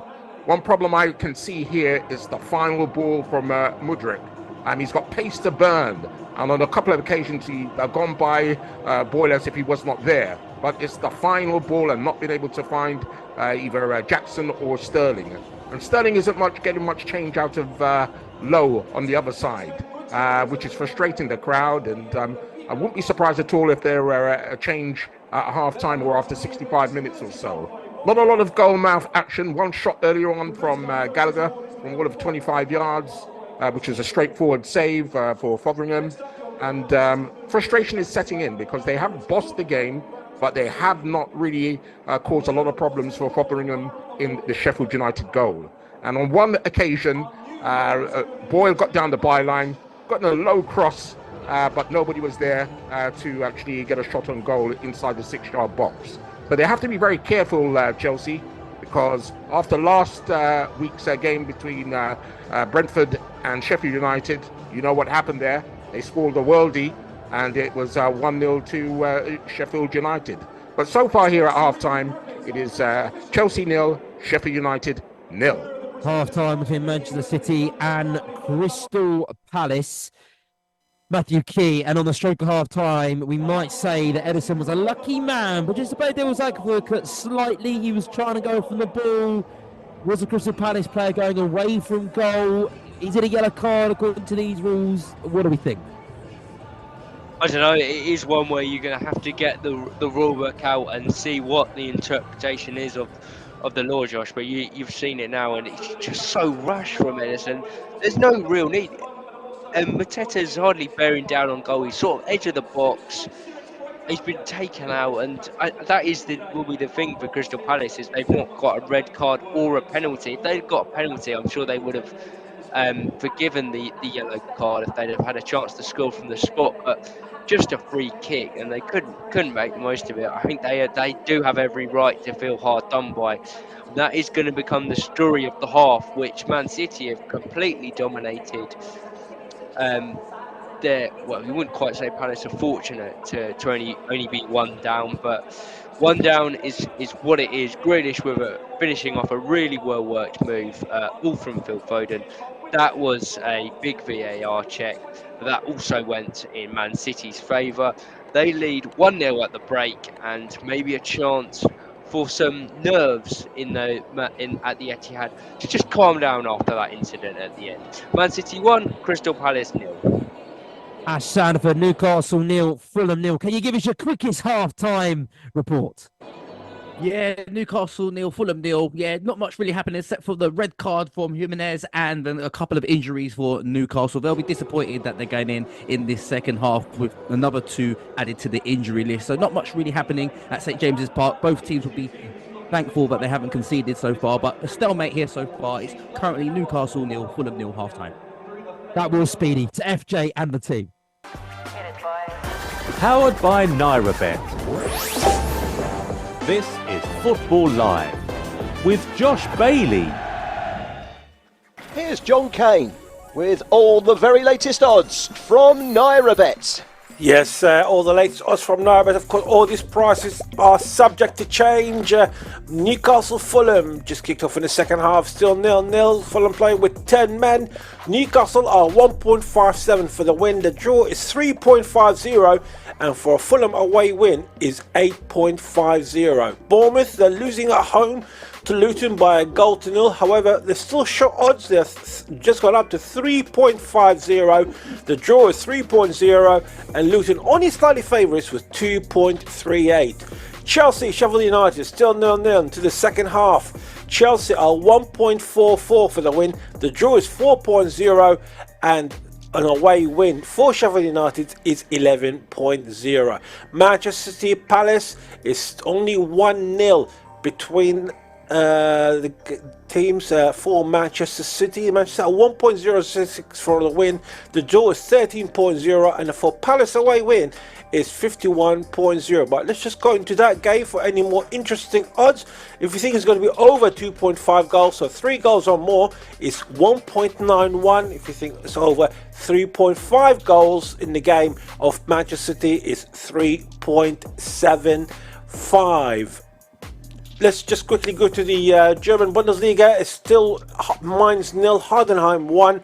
Mainz are 11.0 for the win. The draw is 3.50, and Heidenheim to win the game is 1.50. Darmstadt Wolfsburg. Wolfsburg away are leading by 1-0. However, Darmstadt are 13.0 for the win. The draw is 3.80, and an away win for Wolfsburg is 1.44. Augsburg and Dortmund is 1-0 with 78 minutes gone. Augsburg are 4.50 for the win. The draw is 1.85, and finally Dortmund are 3.50. All these prices are from NairaBet, and they're all subject to change. Thank you very much, John Kane, and welcome back to Football Live, where we are underway. The Premier League games are underway. The Scottish Premier League games are underway too, and that is where we're going to start at Celtic Park, where the home team Celtic are currently losing 2-0 to Hearts. There were a few chances towards the end of that first half, though, Johnny, which Celtic could have got back into the game, didn't take them, and that now sets up an interesting predicament for the next 45 minutes. It does indeed. They really could have taken those chances and got back into the game. They were glaring opportunities, the first of which Kyogo Furuhashi, the informed striker for Celtic, was sent down the right-hand side, racing away at pace. He squares it toward Louis Palmer. Defender gets a little touch on it, but it flicks up onto the knee of Louis Palmer, who has time to set himself, blasts a shot goalwards from point-blank range, but the defensive duo, Stephen Kingsley, who got that free kick goal, a stunner, earlier in the first half, and indeed Frankie Kent, were just about able to block it off the line and get it away. And it was a similar chance about 5 minutes later. This one actually fell to Furuhashi. Once again, point blank range, once again blocked. Celtic have started lively here. They've got to do more than that. They've got to find the back of the net. Celtic 0, Hearts 2, 50 minutes played. Nkunku is warming up at Stamford Bridge, and that's an influence up top. They're really going to need Richard Freckelton because it's 0-0 between the Blues and the Blades. And like I say, they're going to need Nkunku if they want to swing their game in that favour. Yes, that's right, Josh. The second half is just, 5 minutes old, and the crowd are a little bit impatient with what's going on here, where it's still Chelsea 0, Sheffield United 0. In the first half, there was only one shot on goal that was directly at Fotheringham. It's been defences on top, and the final ball has been the major problem for Chelsea at least. You know, it's been a resolute performance from Sheffield United. Let's not forget that they only lost at Anfield 1-0 to Liverpool. So Wilde has brought some organisation into the defence, and they're holding out so far, but they're looking a bit dangerous from time to time. In the first half, Archer got a shot that just went wide, but so far they're holding out. And at this moment, it's Chelsea 0, Sheffield United 0. Thank you much, Richard Freckelton. Let's go to the Etihad now. Wait, no. Before we go to the Etihad, we have got a goal to announce. The goals, powered by NairaBet. And as soon as we leave Stamford Bridge, it's Chelsea who have got themselves in front against Sheffield United. And it's not Nkunku, he hasn't come on the pitch yet. It's one of their other youngsters, Cole Palmer, who is certainly becoming the face of Mauricio Pochettino's new Chelsea. He's taken Stamford Bridge by storm. He's lighting up the Premier League since his move from Manchester City, and he's on the score sheet once again against Sheffield United at Stamford Bridge. However, and it's a big however, because there is VAR, and the video assistant referee could be intervening here. So let's not celebrate too early, Chelsea fans. We'll keep you up to date with this one. But you have got in front with Cole Palmer, but that goal could be scrapped off very, very soon. While we're waiting for an update there, let's go to Matthew Kears watching over Manchester City beat Crystal Palace. The first half, Matthew, which City really dominated and were very much in cruise control, but then Ederson took a risk that he might not have needed of. That's going to cause some debate around VAR going into the weekend and into Sunday and Monday and into the new week. Despite that decision, though, 5 minutes gone in this second half, and Man City picked up where they left off. Yeah, if anything, that was the complacency that they almost needed to sort of give them the kick to remind them that this game isn't over, and Palace pose a threat with the likes of Elise and Mateta while it's still 1-0, and they've really controlled this second half. Man City once again, it's all the home team in control of the ball. They've got a free kick here in a pretty dangerous position. They'll be looking to test out Dean Henderson once again. For Palace, it's just about keeping it 1-0 for as long as possible. 52 minutes gone, and it's still Man City 1, Crystal Palace 0. The goal has been awarded at Chelsea. It is Chelsea 1, Sheffield United 2, and we also have another goal at the Etihad.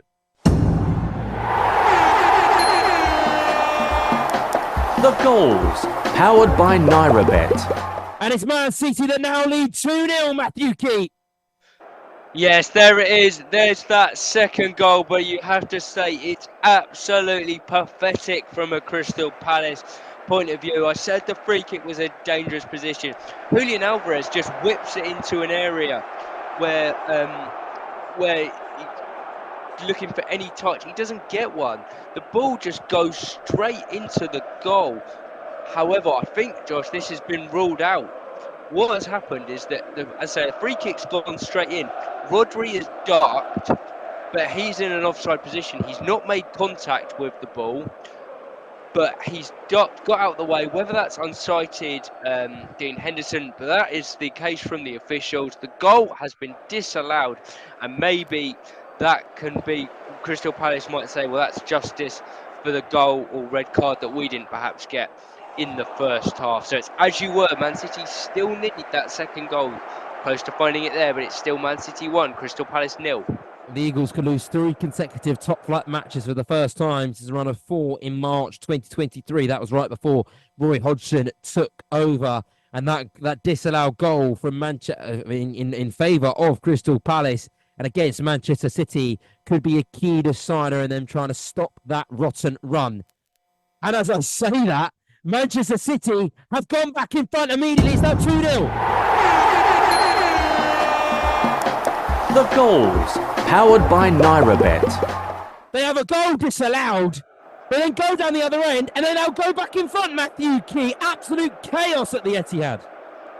Yeah, this one is going to count for sure. It's Rico Lewis. What a moment for the youngster. I think that might be his first Premier League goal for his boyhood club. It's a volley, which I said a minute ago, is embarrassing from a Crystal Palace point of view. The goal that was disallowed, it wasn't a particularly dangerous ball in, but the Palace players, none of them seemed to want to attack the ball, go anywhere near it, and it just went in the goal. And here, just a ball that's ricocheted into the box. There's about 5 Palace players in the box.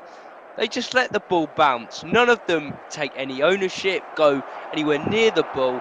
It bounces for Rico Lewis. He says, thank you very much, smashes it in past Dean Henderson, who's fuming with his defence quite rightly. Roy Hodgson won't be happy with that at all. It's really, really poor from a Palace point of view. And when you're playing badly, you cannot afford to defend like that in the Premier League. And it finally is Man City 2, Crystal Palace 0. Although now I say that, there's another VAR check, Josh. I don't know what this one's for. Come back to me in a minute. But for the moment, it's Man City 2, Crystal Palace 0. Will Man City get that second goal? It's still yet to be seen. We'll let you know on that VAR update. There's also been a goal at Bournemouth. The goals, powered by NairaBet. Before I go to Patrick Narrett, it is a goal for Bournemouth, making it 1-1, by the way. But Manchester City's second goal has been ruled out yet again. So in the space of a minute, Manchester City have had 2 goals ruled out on behalf of VAR. And now I think they've scored again. I think it has been given. It's now been given. What is going on at the Etihad? Maybe the goal's been given. It was disallowed, but now we're hearing that it's now 2-0. We'll get that confusion sorted out, because right now it's Manchester City 2, Crystal Palace 0. I'm not sure whether that's for another goal or the VAR decision being ruled in favour for Manchester City and it counting. We don't know. First, we are going to go to Richard Freckleton, because he can tell us about that Chelsea goal, which was scored by Cole Palmer, which has put the Blues 1-0 up. Yes, it's now Chelsea 1, Sheffield United 0. And it seems the tongue lashing of that perhaps Pochettino gave at halftime has worked wonders, because Sterling, who were very quiet in the first half and wasn't getting much change out of Lowe, beat him on the byline, put the low cross inside to the 6-yard box, and there it was for Palmer to tuck away his 6th goal of the season. And that brought a big roar from the crowd, especially with Nkunku warming up, just to show that Pochettino was not happy with the start. But they're very much on top, bossing the game, and they look like certainty at this particular stage to go on and get another goal or so. So far, it's Chelsea 1, Sheffield United 0. Back to the Etihad and to Matthew Key to get updates on that goal. Wait, no, before we do go there, Chelsea are now 2-0 up. The goals, powered by NairaBet. It's Jackson for Chelsea, the Michel Poch's team in cruise control with a very cagey first half. We saw Chelsea have 74% of possession with 5 shots, but only 1 shot on target. It seems as if they've brought their shooting boots with them in the second half, because it's 2 quick-fire goals in the opening 15 minutes. Nicholas Jackson with the second. It's Chelsea 2, Sheffield United 0. Let's go. Remember, in the whole midst of that, Bournemouth did equalise against Luton. We'll go to Patrick Norrett in a minute. We're now going to go to Matthew Key, talk about Manchester City Crystal Palace, because the goal has been given, but it was disallowed before. Matthew, please take us through the mess at the Etihad. Well, there's an error somewhere. Let's just hope it's not on the pitch like it was at Liverpool. Well, when Liverpool played Tottenham a few weeks ago now. Basically, what happened was that it looked like the goal was going to be given, and then the slow motion replays all came out, and it was like Havertz last week for Arsenal, where the ball seemed to strike Rodri on the arm. The slow motion was going back and forth. It wasn't particularly clear whether it had hit the arm or not, but that certainly was what they were looking at. thing popped up then on the monitor to say handball Rodri and that the goal was going to be disallowed. But I don't know if that's an error or not, because then the goal was allowed. Paul Tierney pointed to the halfway line. Palace kicked off and it was 2-0. So Rico Lewis did score. It's 2-0 Man City. That's the key bit of information. What we don't know yet is if that was the right decision or not, and hopefully we'll get another chance to look at it again, another replay, and then we'll confirm if that was the right decision. But it is 2-0 to Manchester City in all the chaos. We've played an hour now, 59 minutes, and it's Man City 2, Crystal Palace 0, and most likely game over. Goal for Newcastle, St James's Park.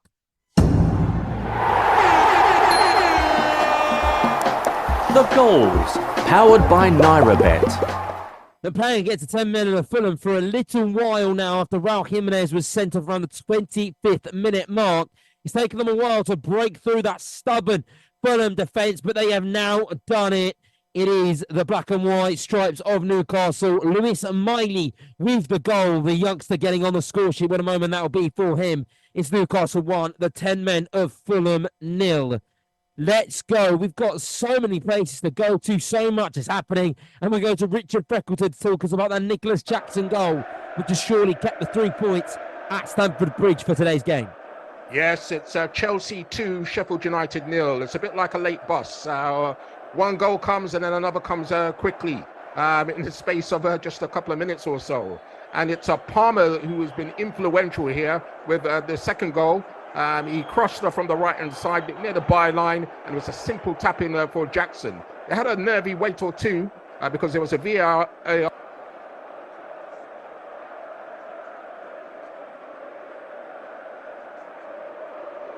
Seems like we have lost Richard Freckleton there. A few issues with Richard Freckleton. Let's go to Patrick Narrett. We'll get to Ashton to tell us about the Newcastle goal shortly, but now Patrick Narrett, because Bournemouth have scored to make it 1-1. We're also seeing a horrific injury for one of the Luton players, which means the play has stopped. Please guide us through this part. Yeah, it had stopped. Let me just tell you about the goal first. It was a corner for Bournemouth. It was a sort of like ping pong in the box, and Solanski got the left foot around it and scored. Then after that, there was a clash, and I couldn't see which player it was because they're not really showing it. So at the moment, all I can say is the play has stopped, but I don't know who the player is. It looked very bad, to be honest. So I can see the manager wanted to come on the pitch, but he's not allowed on the pitch. The players have been taken off. And I think you'll have to come back to me and I'll tell you who the player is and how bad it is. And I think it's Alfie Doughty. So it was a clash. So obviously the paramedics are looking after him, but I can see the players a bit distraught. They're all standing on the sideline. So come back to me. At the moment, it's all stopped. So it's still 1-1. So I'll tell you more about it. Yeah, it's Alfie Doherty with the injury, the right back. So let's hope he's okay. Present with him right now, but it's Doherty down, which that injury has caused a stoppage in play. Let's go to Newcastle, to Ash Sandiford, who can tell us about that Lewis Miley goal, an historic goal for the youngster, which put his team on the nut. Yeah, it's Newcastle 1, Fulham 0, and they've been knocking down the door on Newcastle since the start of this second half. And it was a great build-up play on the left-hand side, to be honest with you. Popped it in to Livramento. Livramento kind of just cut inside onto his right foot and popped it into Bruno Guimaraes, and he kind of just winged his way through a couple of defenders, and he had a little bit of a ricochet, and then Lewis Miley was kind of going out on the overlap, and in the end it just fell to him on the plate, and he lashed it with his right foot across the goalkeeper. No chance of Bernardino, and it's a fantastic finish from Lewis Miley, the youngster. He will be absolutely delighted with his first goal, I think, for Newcastle. And Newcastle look like now they're on the ascendancy, and Fulham are really going to be struggling to get back into this game. But as it stands, it's Newcastle 1, Fulham 0. So it wasn't Alfie Doherty, it was Tom Lockie that is down injured for Luton, and it seems as if he has collapsed on the pitch. That is what things are being said right now. So it seems as if it is Tom Lockie that has collapsed on the pitch. Patrick Narrett, can you tell us more, please? Not a lot. What I can say to you is that the game stopped obviously completely, and the players have gone back into the dressing room. So it looks to me that play suspended. I can see the crowd singing his name and clapping. But no, there's no play at all, so I'm not quite sure whether we're going to restart or not.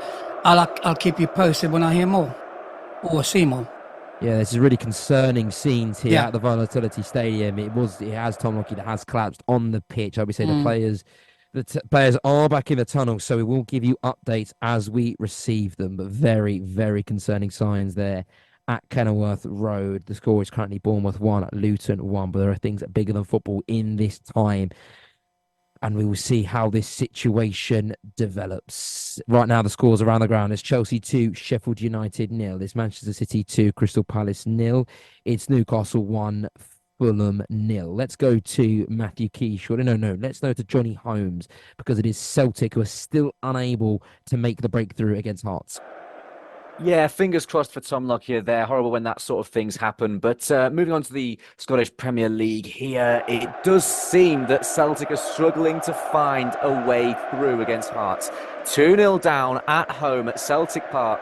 The league leaders in trouble. They've been knocking on the door, had a couple of half chances, but nothing really is being created that would suggest that Celtic are going to get themselves back into this game. Of course, it only takes one strike, one goal, and the whole complexion of the match changes, but no clear-cut chances so far. Kyogo Furuhashi, with his pace and directness up front, he's trying to make things happen. He's trying to whip balls into the box, but it's not happening for Celtic, and they're running out of time. Celtic 0, Hearts 2, 67 minutes played. You are listening You are listening to Football Live. to Football Live To Football Live. on Brila FM. Get involved in NairaBet Super Sunday Special and net yourself a free bet. Liverpool take on Man United at Anfield, and we are giving away a 100% matched free bet up to 1,000 Naira. Whether you back Klopp's Reds or Ten Hag's Red Devils, you will be eligible for a free bet regardless who wins. All you need to do is log into www.nairabet.com, bet on Liverpool versus Man United. Receive your free bet to use on any sports or virtuals. To qualify, just place a bet on either the pre-match markets or in play. Full details can be found on our promotions page. Must be over 18. Minimum odds of 1.50. Must be a real money bet. Cashed out bets do not qualify. General and free bet terms and conditions apply. Please gamble responsibly. There's a goal, there's a red card. Josh Bailey is screaming. It's a nightmare cause Chelsea are losing again. Chris Baldwin is happy. John Kane's off chatty. Happy Christmas to the listeners on Brila FM. Merry Christmas from everyone at Football Live. Another big day of top football action tomorrow on Football Live, right here on Brila FM. Liverpool look to cement their spot at the top of the Premier League with a win over rivals Manchester United. Arsenal are in action at the Emirates. They take on Brighton. High-flying Aston Villa are in London, away at Brentford. In the Bundesliga, Bayer Leverkusen, the leaders, are in action against Frankfurt, and there's a big North London derby in the WSL as Tottenham take on Arsenal. Follow all the action as it unfolds tomorrow on Football Live, right here on Brila FM. The goals, the team news, all the updates, all the key action, scores from around Europe's top leagues, exclusive interviews, breaking news. 4 hours of football every Saturday and Sunday on Brila FM with Football Live. Let's get back to the action on Football Live. Powered by NairaBet. This is Football Live with Josh Bailey. It's a quick fire double for Newcastle as they have put themselves 2-0 in front against Fulham. The goals, powered by NairaBet. It's Almiron who's getting himself on the score sheet. Ash Sandford and Newcastle are looking very comfortable right now. Yeah, they certainly are, and I think they're home and dry here. Newcastle. It's currently Newcastle 0, Fulham, Newcastle 2, I should say.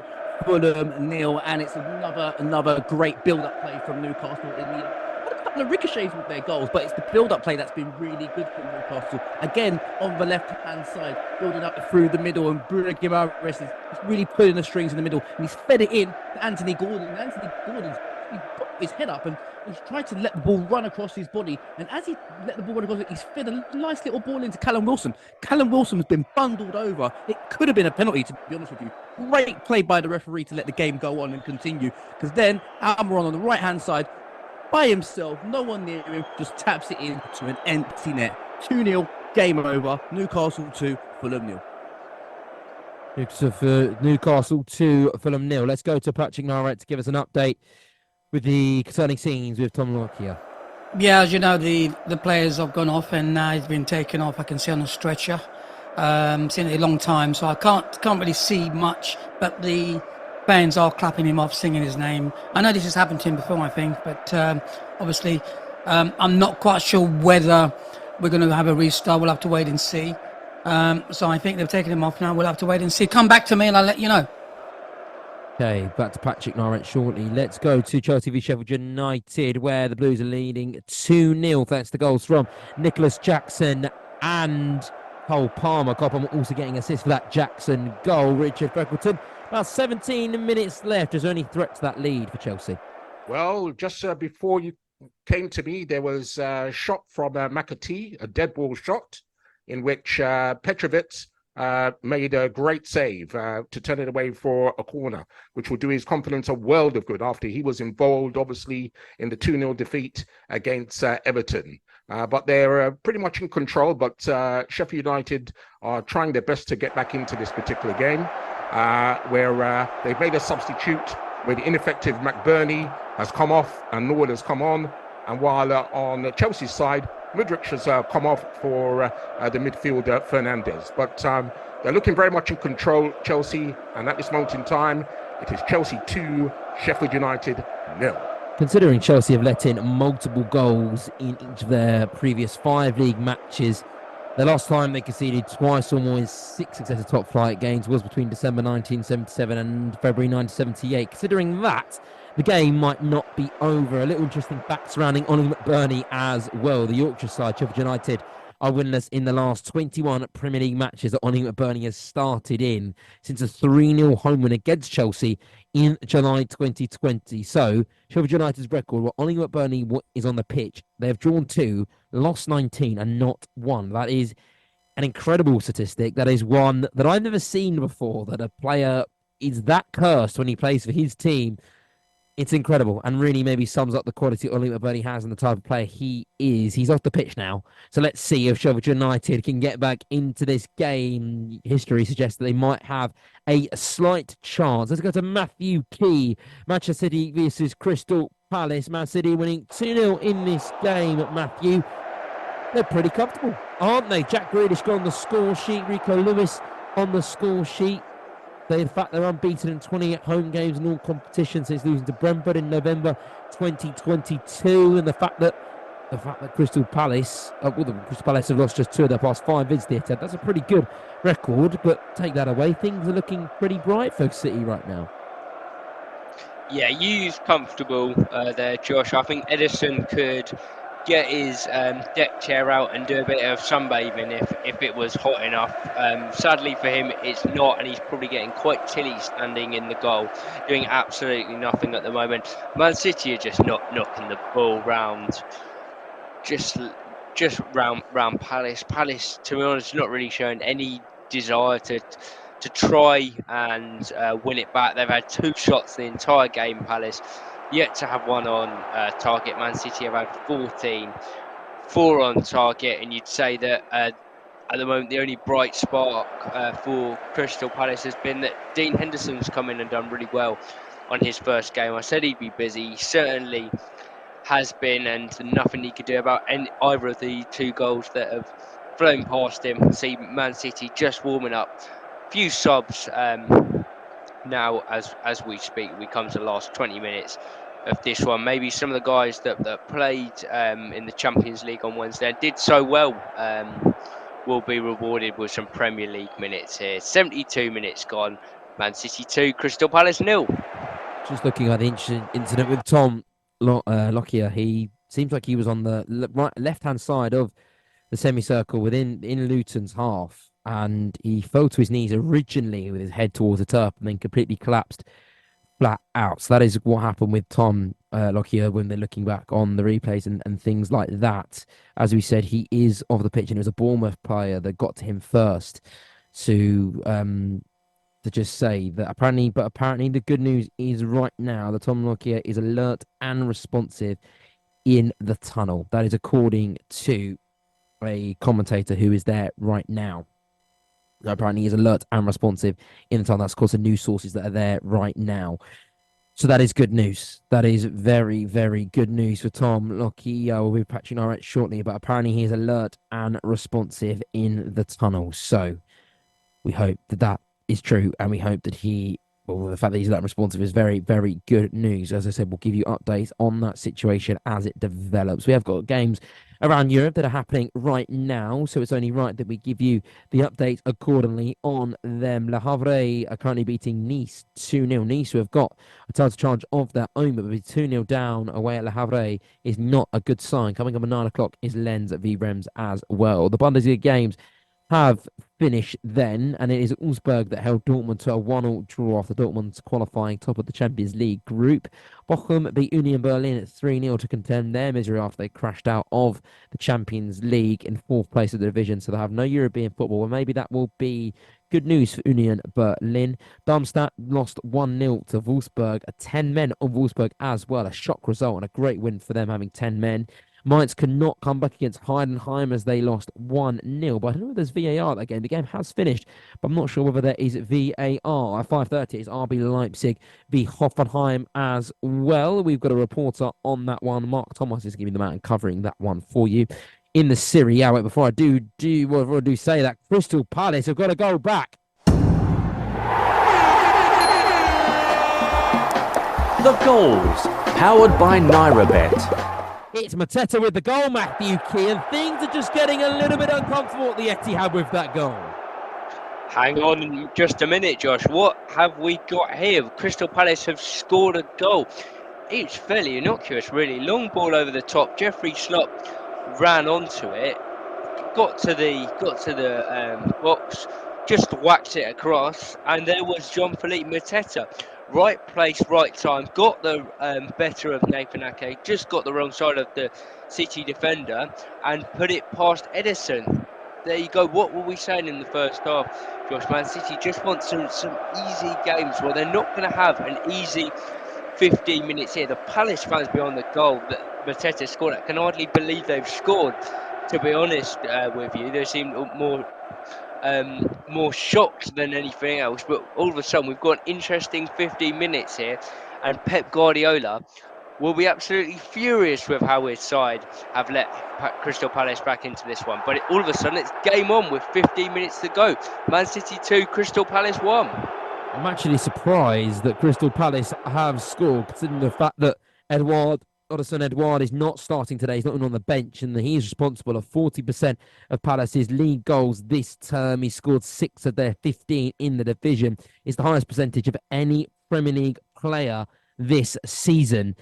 But they've scored without him. They managed to get on the score sheet, and can they just heat the pressure up, turn the temperature up a little bit inside the Etihad, and just make Manchester City sweat for the final 13 minutes? If they can do that, they might have a chance. We know how good Manchester City are keeping the ball and suffocating teams and controlling the game, but it's going to be another uncomfortable finish for Pep Guardiola's team. I will just finish with the scores around Europe. I was about to get into the Serie A. It finished Lecce 2, Frosinone 1. Lecce getting a winner there. And Napoli v Cagliari is coming up at 6 o'clock, and Torino v Empoli is coming up at 8:45. The Nigerian NPFL, it's Katsina 1, United 1, Bendel 0. That's got 13 minutes left with that one. The 10 minutes of Vigo beat Granada 1-0, and Atletico Bilbao doubled their advantage against Atletico Madrid. At 6:30, it's Sevilla v Getafe, and then at 9 o'clock it's Valencia v Barcelona. Let's go to Johnny Holmes now. Celtic having all that possession, but they're yet to get that goal. It's half. Hearts' advantage in half, shall we say. They can't do it just yet. What's missing for them?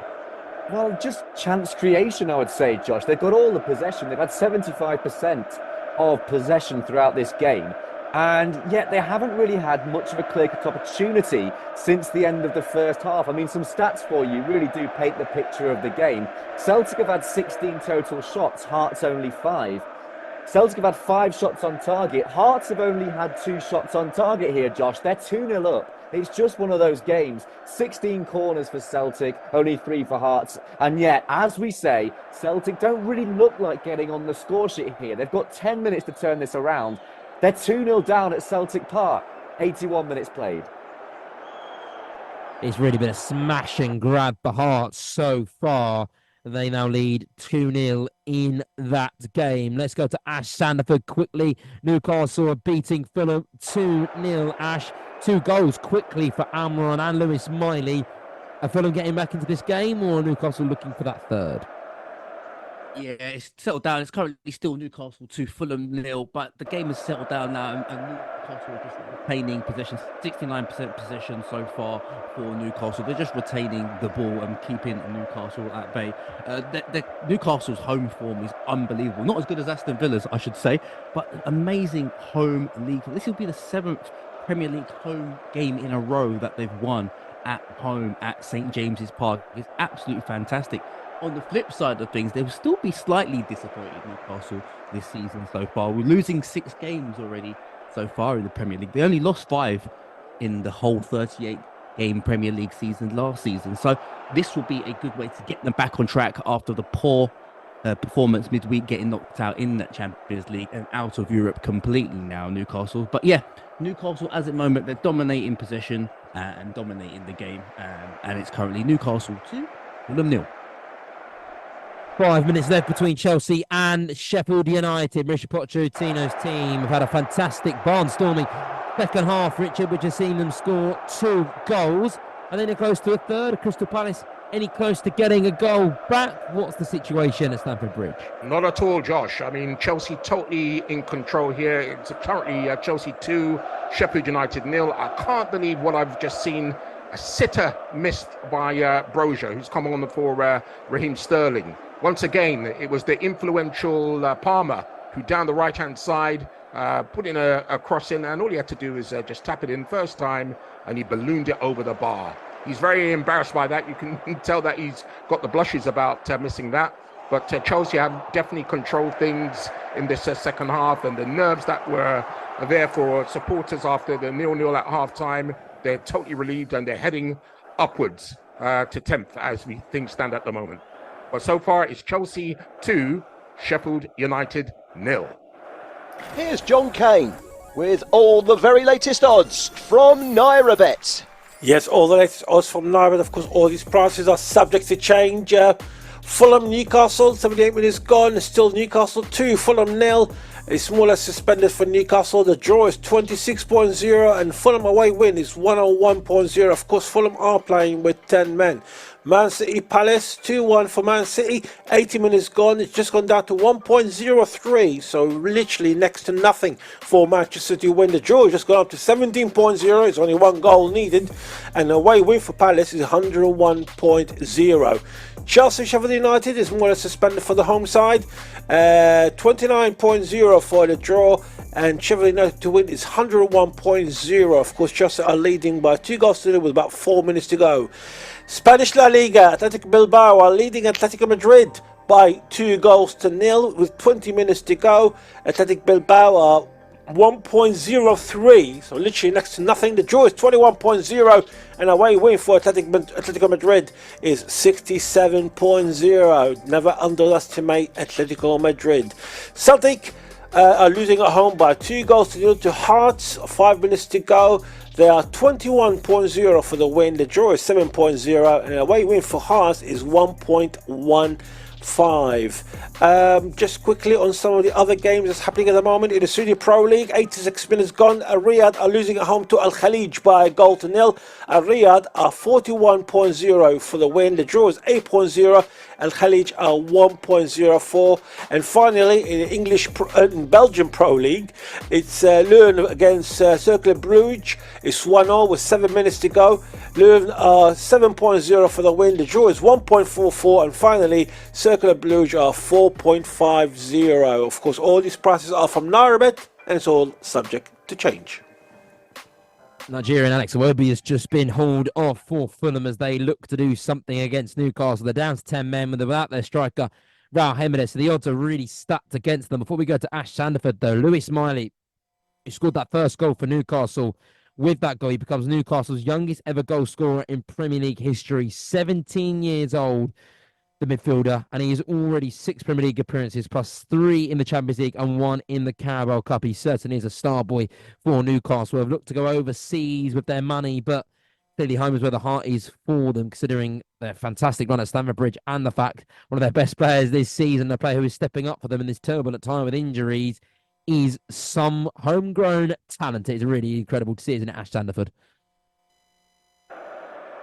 Yeah, it certainly is incredible to see, and this is what it's all about, and this is why it's great for the future of young footballers. You can never give up. He's 17 years old. He's playing Premier League football week in, week out, Champions League football, not anymore, of course, but week in, week out, and this is what it's all about, and it goes to show that these youngsters nowadays are just as good as having to buy players for 30, 40, 50, 60 million. You know, you can get homegrown talent in and get them in early, and it's important that Newcastle are blooding these youngsters in and hopefully potentially tying people like Lewis Miley down on long-term contracts. But yeah, that's what we like about the Newcastle team at the moment. They've got a lot of players that they had, and Eddie Howe took this team over, to be honest with you, with players that have been there for years and not really kind of developing in their game, and so far Eddie Howe's done a fantastic job to get him into the Champions League his first season, into that top 4 chance. But yeah, as it stands, it's currently Newcastle 2, Fulham 0.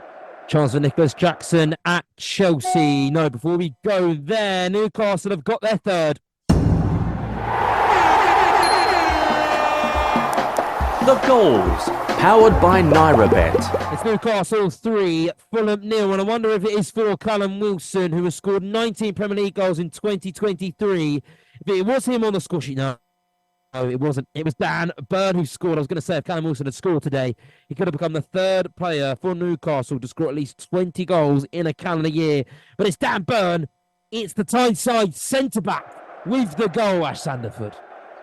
Yeah, like I said, it's game over, but it's certainly game over now. It's Newcastle 3, Fulham 0. Fulham will be very disappointed in this performance today. It didn't help with the sending off, to be honest with you, but it's the big man, Dan Burn, the local lad. It's come in on the right-hand side, to be honest with you. First, it was a long throw in from Bruno Guimaraes. He's got the ball back, and he's just stepped into the 18-yard box and just not chipped it into the back post. Dan Burn is towered over everybody. He's nearly as high as the crossbar. He's that high in the air. He's hanging in the air, and he's headed it down towards into the net, but it's actually come off the goalkeeper, then back onto his thigh and into the goal. So it was a bit of a rebounded goal. It was a great powerful header from Dan Burn, but in the end he actually got the rebound, headed it onto the goalkeeper. Goalkeeper done well, Leno, to kind of keep the ball out, but in the end he bundled it home with his thigh, and he's holding on to the back of the net, facing the Toon Army, and it's game over here at St James's Park. It's Newcastle 3, Fulham 0.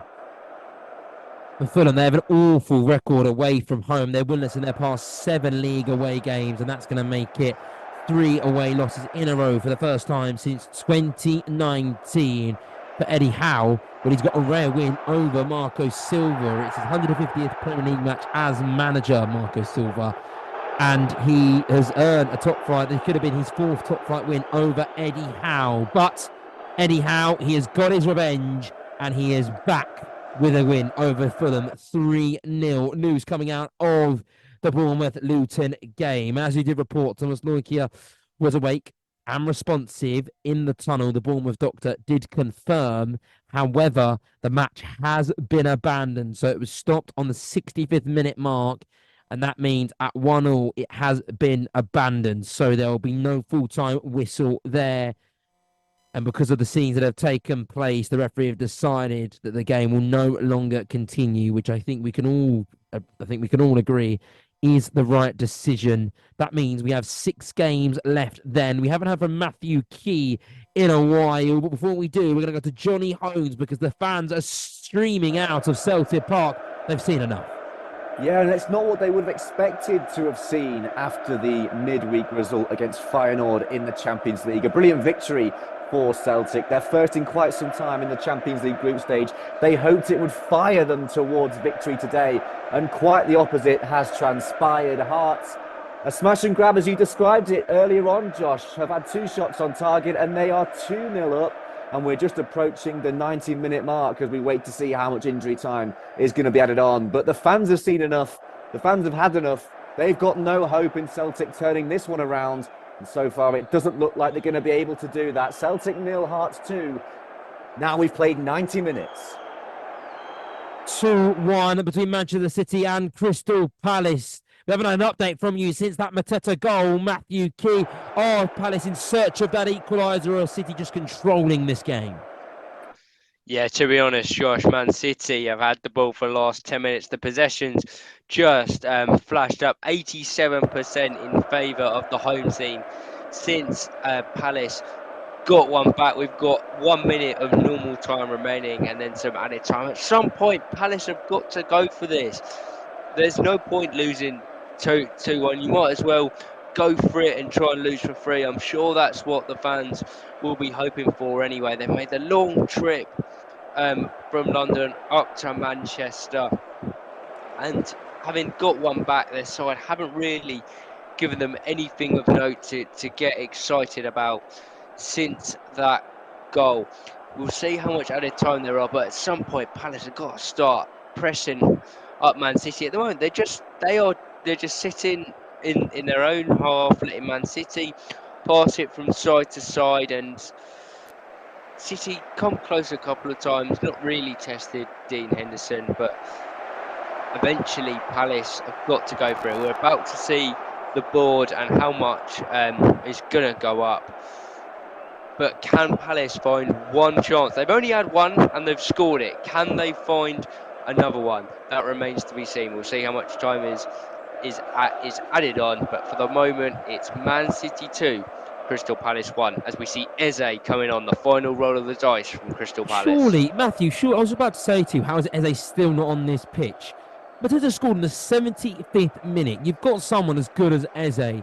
Why would you not bring him on straight away? Why have you waited the 90th minute to bring him on? Arguably your best attacking player alongside Eliseo Edouard. How has he only just come on? I really don't know, to be honest with you, Josh. They're on an awful run, Crystal Palace. I know he's not long off an injury, but if he's fit enough to be in the bench, he's fit enough to play what Roy Hodgson would consider a decent amount of this game. And he's been brought on, and the board's gone up. There's 4 minutes added on. It's hardly any time whatsoever. You've got to give him 10, 15 minutes. It should have been. That goal went in. Roy turns to Eze and tells him to get on straight away. It's far too late now, you feel, for Crystal Palace. Man City just been allowed possession completely. I don't even know if Eze's even going to get a touch in these time, as we see Man City responded by bringing John Stones on. 91st minute, Man City 2, Crystal Palace 1. Maybe too little too late for Sheffield United. Archer has just had a chance for the Blades, but 2-0 down. You've got to say, in the 96th minute, there's not really much they could do, even if they got a goal now, Richard Freckleton. That's right, Josh. It's Chelsea 2, Sheffield United 0. Since you were last here, Chelsea almost scored a third. And once again, it was the goalkeeper was in action here, where Cole Palmer put in a lovely free kick. That really he should have dealt with Fotheringham, but he treated the ball a bit like a bar of soap, and it rebounded off him. And Jackson had a chance to tuck it away, but he made up for the mistake, Fotheringham, and he saved the shot well for corner. And just a few minutes ago, Archer went past Silva as if he wasn't there. It was on his left foot, but couldn't keep his composure and blasted it over the bar. But we're almost at full time here, and it's a comfortable victory in store for Chelsea, which the fans will be pleased, and perhaps they'll be disappointed they didn't see Nkunku, who looked at some point that he was going to come on in the early part of the second half. But since Chelsea are coasting to victory, Pochettino obviously has thought of a better time to bring him on for another game. But here we are. It's Chelsea 2, Sheffield United 0. It is incredible. Last gasp, late minute drama here on Football Live because it is Crystal Palace who have been awarded a penalty at the Etihad. Manchester City were in cruise control after Rico Lewis's second earlier in this second half. They were 2-0 up. Then Mateta's goal in the 75th minute. It just gave the Eagles just a slight opportunity, a slight window of chance to maybe be able to get something from this game. The clock was ticking, time was running out, and somehow Crystal Palace have got a penalty from 12 yards out. They are going to have the opportunity to level this game and to make it 2-2 and to really give Pep Guardiola an unwanted headache. It's Elise who is going to have the opportunity. It's huge amounts of pressure because for Crystal Palace, they've been an absolute landslide of form right now.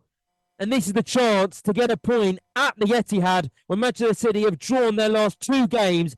They draw it again. It's 3 consecutive games drawn in a row. That is a type of form that we're just not used to seeing from Pep Guardiola's side at the Etihad. They're just used to winning all the time. But things are just not right on the blue side of Manchester. And this would really pile more misery and mystery on his team. And it is a goal. Matthew Key, Crystal Palace have equalised The goals, powered by NairaBet. Man City 2, Crystal Palace 2, Matthew Key. Wow, that is why we love this game, Josh. Crystal Palace, look, they did nothing. They done 15 minutes of nothing at all. And then a long ball, which Man City just couldn't really clear. And it was Phil Foden, 0-0. He's been the best player on the pitch all afternoon. He looks to clear the ball. He looks just to hoof it up. That would have probably been just about it. But he kicks through the on-rushing Mateta, who just gets his foot on the ball first. Penalty given by Paul Tierney. VAR check went on for a couple of minutes. The pressure was building. The penalty was given, and the coolest man in the Etihad Stadium, Michael Elise, nonchalantly strokes up, left-footed, passes it past Edison, who went the wrong way. Bottom corner, bedlam in the Palace away end. Stunned silence everywhere else in the Etihad. Unbelievable scenes. Crystal Palace from nowhere have stolen themselves a point here at the Etihad. It's basically the last kick of the game. It's going to finish 2-2. Man City 2, Crystal Palace 2. You cannot beat the Premier League. It gives every single time, and we bring it here on Football Live. Unbelievable scenes. It's absolutely incredible for Manchester City. That is now going to be 1 win in their last 6 games. They've drawn 4 of their last 5. And for them, they're now going to slip back to 34 points. And that is going to be absolutely incredible news if you're a Liverpool or an Arsenal fan, because if you win your respective games this weekend, for Arsenal against Everton and Liverpool against Manchester United tomorrow on Sunday here, which will be on Football Live, you're going to bridge a huge gap, a healthy gap to Manchester City at this stage of the season. There will be inquests, there will be questions, what will be going on. But it's not over, because we've still got a little bit of time to play out here at the Etihad. And Crystal Palace are trying to win it, Matthew Key. Can they do it? Well, they've got a free kick and the corner flag here, Josh. Man City, straight away from the kickoff, almost like it was going to be the last attack of the game, have pushed everyone forward. All of a sudden, Crystal Palace win it back. They're on the counter-attack. A cross came in, evaded everyone. Eze's picked it up. He's been fouled by Gvardiol.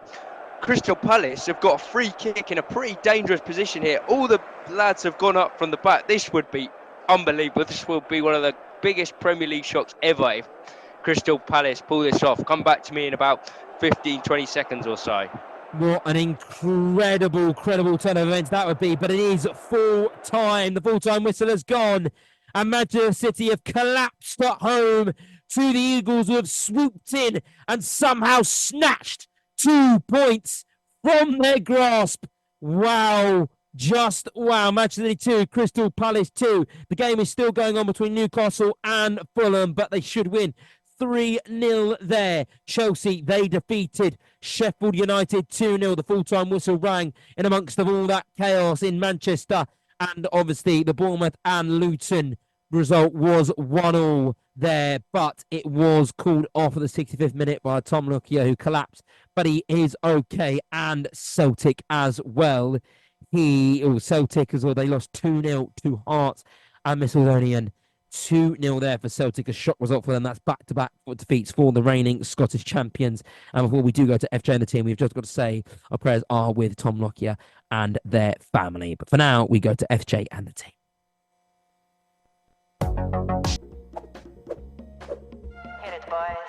Powered by NairaBet. This is Football Live with Josh Bailey. Hello, everyone, and welcome back to the second half of the show, where our attention turns from the 4 p.m. kickoffs to the 6 p.m. kickoffs. 3 p.m. kickoffs did not disappoint, did they? The headline being the fact that Manchester City dropped a 2-goal lead.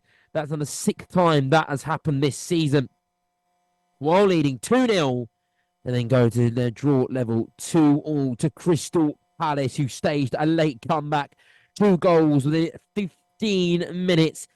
It was Mateta who started the scoring. It was Elise who finished it from 12 yards. Yes, on the penalty spot as the clock ticked in to added time. They got a slice of luck. Someone was found in the penalty area, and the scores ended 2-2 for Man City. That really dents their Premier League hopes, doesn't it? And it really puts a smile on the faces if you're an Aston Villa fan, an Arsenal fan, Liverpool fan, or maybe even a Tottenham fan. Whether you think they're in the title race or not is an entirely different question. Chelsea also won. They beat Sheffield United 2-0. Bournemouth were drawing with Luton before Tom Lockyer went down. He collapsed on the pitch at the Vitality Stadium in the semicircle. Fortunately, according to Bournemouth doctors, he was alive and he was awake and responsive, which was really good news. That was news coming from the tunnel, but because of that incident that took place, the game was called off, which is understandably so. You can't expect the players to come back out and play football pretending nothing has happened after something had happened to Tom Lockyer. But he's okay now, but nonetheless, our prayers here from Football Live are with him and his family. We hope that he makes a speedy recovery. And finally, Newcastle, they beat Fulham 3-0, ending Fulham's really good form so far. Their 2-game winning streak, where they've scored 10 goals and conceded just 1 goal. They conceded 3 today. It was Raheem Benitez who was sent off early, which really condemned Fulham to a defeat, unfortunately. So, coming up on the next billing of Football Live, though, we have Burnley, who are hosting Everton, the Sean Dyche derby, which some people are labelling it. We have Napoli v Cagliari, which is coming up at 5:30. It was originally meant to start at 5 o'clock, but kickoff was delayed. And finally, as well, we have Leipzig v Hoffenheim, and that one is coming up with Mark Thomas. That is kicking off at 6:30. So it's 6:30 kickoffs across all our 3 games, which we'll be reporting across the next couple of hours. For now, we're going to bring in Ayo, though, who is our resident NairaBet betting expert. So it's a mouthful to say. Ayo, how are you? I'm very well, thank you. How are you today?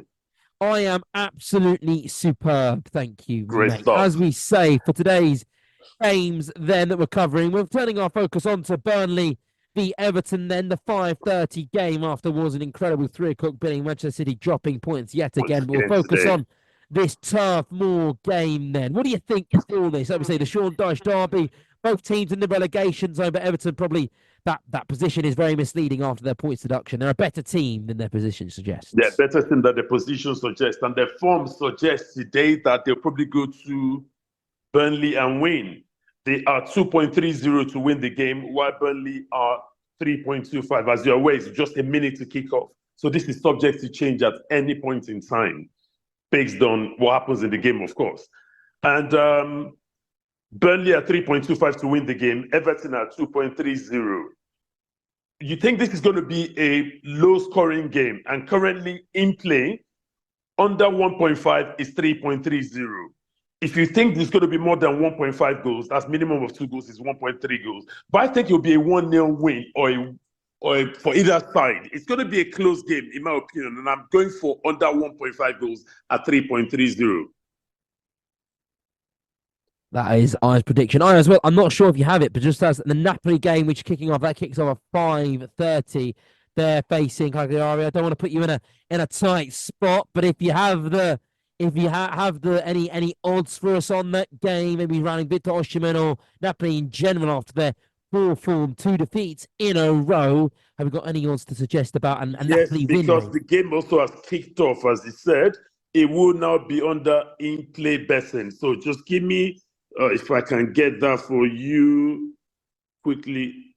The internet is just a bit slow right now when I need it the most. No worries, I. But Hey, no worries. If you can't get it for us, don't worry about it. That game has just kicked off. It's 0-0 it's kicked off, currently. yeah. And the in-play bet is suspended at the moment, unfortunately. Okay. No Because- worries, Io. No worries. Thank you very much. And thank you for your tips and tricks on the Burnley game as well. He's going for an Everton win there. Thank you very much. Have a lovely evening. Take care. See, talk to you. Oh, you're not in tomorrow, so maybe Oh, it's not me. It's not Yes, me. But yeah. we'll hear you on the show tomorrow. All right, then. Take care. You too, Mayo. Right, there we go. Let's go to Burnley, Everton and Turf Moor. It's Matthew Key covering this one. We heard his voice on the Crystal Palace and Manchester City game. He's now taken a quick trip, just about an hour to the west of Manchester to Burnley. Matthew Key, welcome back to Football Live. Burnley v Everton on this one, the Sean Dyche derby. What's the team news for us? Yes, thank you, Josh. Delighted to be that thrilling conclusion to the Man City game. And as you mentioned, still in Lancashire for me, but instead in Burnley this time as opposed to Manchester. And yeah, they're dubbing it the Sean Dyche derby, but you've got to remember as well that not only is he at Everton, he's brought along a few friends that the Burnley fans will recognise as well. You've got James Tarkowski, Michael Keane, and Dwight McNeil, all playing against their former clubs, former club, here. So the Everton team in full is Pickford in goal, Patterson, Tarkowski, Keane and Godfrey at the back, Harrison, Garner, Onana and Dwight McNeil in midfield, and Abdoulaye Doucouré just playing off Dominic Calvert-Lewin. And it's no coincidence, perhaps, that Everton's upturning form has coincided with him coming back into the team and being fit. He's such a terrific player when he is fit. It's just a shame he gets so many injuries. Let's hope that he can stay fit from an Everton point of view. And as for Burnley, Vincent Kompany, well, last time out at home they picked up a smashing 5-0 win against Burnley, but that has been one of a few highs in a disappointing start to life back in the Premier League. They are lining up in the classic 4-4-2 formation. It's like Sean Dyche never went away. James Trafford in goal, Vitinho, O'Shea, Bayer and Delcroix at the back. Bryn Larson, Berg, Brownhill and Odubor behind. Jay Rodriguez and Amdouni up top. There's even a pub in Burnley that's named in Sean Dyche's honour. He really is a Burnley legend, but he's looking to haunt his old club and pick up what would be a 4th consecutive win for high-flying Everton and completely erase that 10-point deduction. 4 minutes in here at Turf Moor, still 0-0. It's Burnley 0, Everton 0. Let's go to Naples then. Napoli v Cagliari. It is 0-0 currently. We have our reporter Matthew Temporal on this one for us. 2 Matthews, 3 Matthews on this show. It's going to be incredibly confusing for me. I'm going to look to try and make this all right. So we have 2 Matthews and 1 Mark. So it's going to be a very, very confusing show for me. I'm going to try and keep it on track. Let's get to Matthew Temporal now. Napoli, Victor Osimhen scored against Braga in their 2-0 win in midweek. But unfortunately, it's been really poor form. And if they lose today, it will be their 3rd loss in a row for the Naples-based team. But they're coming up as Cagliari team who are in a little bit of an upturn in form themselves. So it could be a little bit of a challenge for them. Yes, absolutely. Hello, Josh, and hello, everyone. It's been quite the week for Nigerian football. I'm sure we don't need to tell our listeners that. Victor Osimhen winning the Men's African Player of the Year award, and Asisat Oshoala also winning the Women's African Player of the Year award. And the Super Eagles striker Victor Osimhen starts tonight against Cagliari for Napoli. There was a delayed kick-off time to this one, a delay of 30 minutes. Napoli have made one change to their starting lineup from their midweek Champions League win over Braga. That's Piotr Zielinski, who misses out for Swedish midfielder Jens Kajus, and Cagliari, who are hovering dangerously above the relegation zone in Serie A. They've made 5 changes to their starting 11, so a lot of changes made by the Tinker man Claudio Ranieri there. The home side, they haven't been at their scintillating best this season. It's got to be said. Certainly nowhere near the form that they were in this time last year. But some good news may be on the horizon, as there are reports that their star striker, Super Eagles superstar Victor Osimhen, is on the verge of signing a contract extension at the club. And I'm sure we'll see in this game just why he warrants a new deal with the reigning Italian champions. We're a few minutes gone in this game. Napoli have started quite well. They look sharp, but it is currently 0-0 at the Estadio Diego Armando Maradona. 0-0 there, and also 0-0 in the game between Leipzig and Hoffenheim, Mark Thomas. But we do have a chance to pull a neck early on. Yes, we just had a chance here. Poulsen had a header in the first minute from a corner, just whizzed over the crossbar. That's about it here after 3 minutes gone, Josh. A beautiful evening here at the Red Bull Arena. Leipzig, of course, the home team, slightly favoured. They've had a good run of form recently. They're playing Hoffenheim today. Hoffenheim in 6th place, Leipzig in 4th, only 5 points separate them. Form should tell us that Leipzig would be the better of the two teams today. They've won 6 out of the last games. As far as the changes go, head coach Marco Rose makes one change from the last Leipzig win in the Bundesliga against Borussia Dortmund a couple of weeks ago. 3-2 they won. Out goes Lucchesa, and in comes Danish international Josef Poulsen, as I mentioned. He's also captaining the team today. They've got a Penda up front on a fine goal-scoring form, top scorer, one of the top scorers in the Bundesliga. Hoffenheim have made 3 changes from their most recent 3-1 victory over Bochum 84 last week. Out goes Slazai, Tohumchu, and Weghorst, who's injured. In comes Skoff, Bebu, and Kabek. We're keeping our eye out on number 25 on the bench, Nigerian Kevin Akpoguma, central defender. We'll let you know if he makes an appearance today. Referee is Robert Schreider. We've got a lively start, and it could go any way today. We're all hoping for a Christmas stocking full of goals here, Josh. 7 minutes gone at Turf Moor. So Burnley facing Everton today. Burnley are actually unbeaten in 3 home meetings with the Toffees, including coming from behind to win 3-2 last season. They've had 8 points from after 16 matches, with 9 being the fewest team has had at this stage of a Premier League season, and gone on to avoid relegation. Well, Everton, they were given their 10-point deduction, weren't they, Matthew Key? But that really doesn't seem to dampen their spirits. They're looking for a 4th consecutive league win for the first time in 3 years. They had that last run like that without conceding in November 2002. That's a long old time without that sort of form for a team like Everton, and a team that have such high standards. They're currently 17th in the league. You'd feel they would win this game today, wouldn't you? Yeah, we had obviously had Ayu on earlier. You certainly make Everton favourites in this one. They're playing with such confidence. I think you'd say that the 10 points deduction galvanised them. They were already having a good season. They could have easily panicked having that 10-point deduction and going all the way back down into the relegation zone. But they've stayed calm. They've taken it on the chin, and they've responded so well, picking up those 3 wins out of 4. And you've got to remember that if they hadn't had that 10-point deduction, they'd find themselves above Chelsea in the table, level with West Ham in 9th place. So brilliant from Everton. Expect them to win this today, and they've made a good start. Typical Everton. Burnley with all the possession, but Everton looking to pounce on the counter-attack whenever they can. 10 minutes gone. Burnley 0, Everton 0. It's Victor Osimhen with the chance, looking to drag his team to their first victory in 3, Matthew Temporal.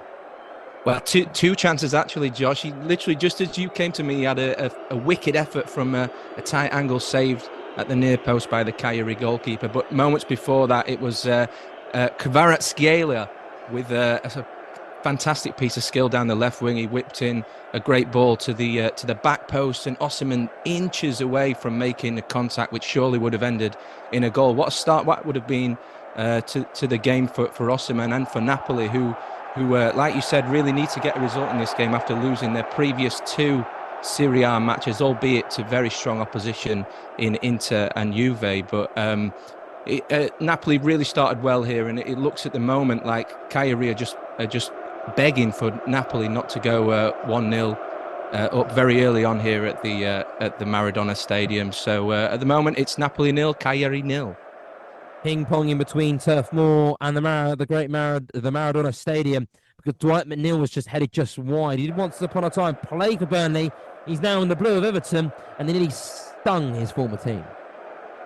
Yeah, we know he's a player of great quality, Josh. Not really been able to show it for Everton until these last few weeks when he's found his goal-scoring shoes, and he almost found his goal-scoring head there. Really good bit of play by Jack Harrison down the right-hand side. Whipped a really good ball in, and there was McNeil doing what you want a winger to do, getting into the box, getting into a goal-scoring position, and a header that went back across the goal. Had James Trafford worried for a minute, but just went wide. Good football from Everton. Good at attacking play. It's what's been working for them these past few weeks, and no reason to change it. 11 minutes gone. Everton closest so far. Burnley 0, Everton 0. 0-0 there. As we said, we then have the 3 o'clock games which played out earlier. And the game of note was Manchester City beat Crystal Palace. A game which Manchester City were 2-0 up, but ended up drawing 2-2. It was Matthew Key covering that game. It's not the Everton game, but this was its halftime report at the Etihad.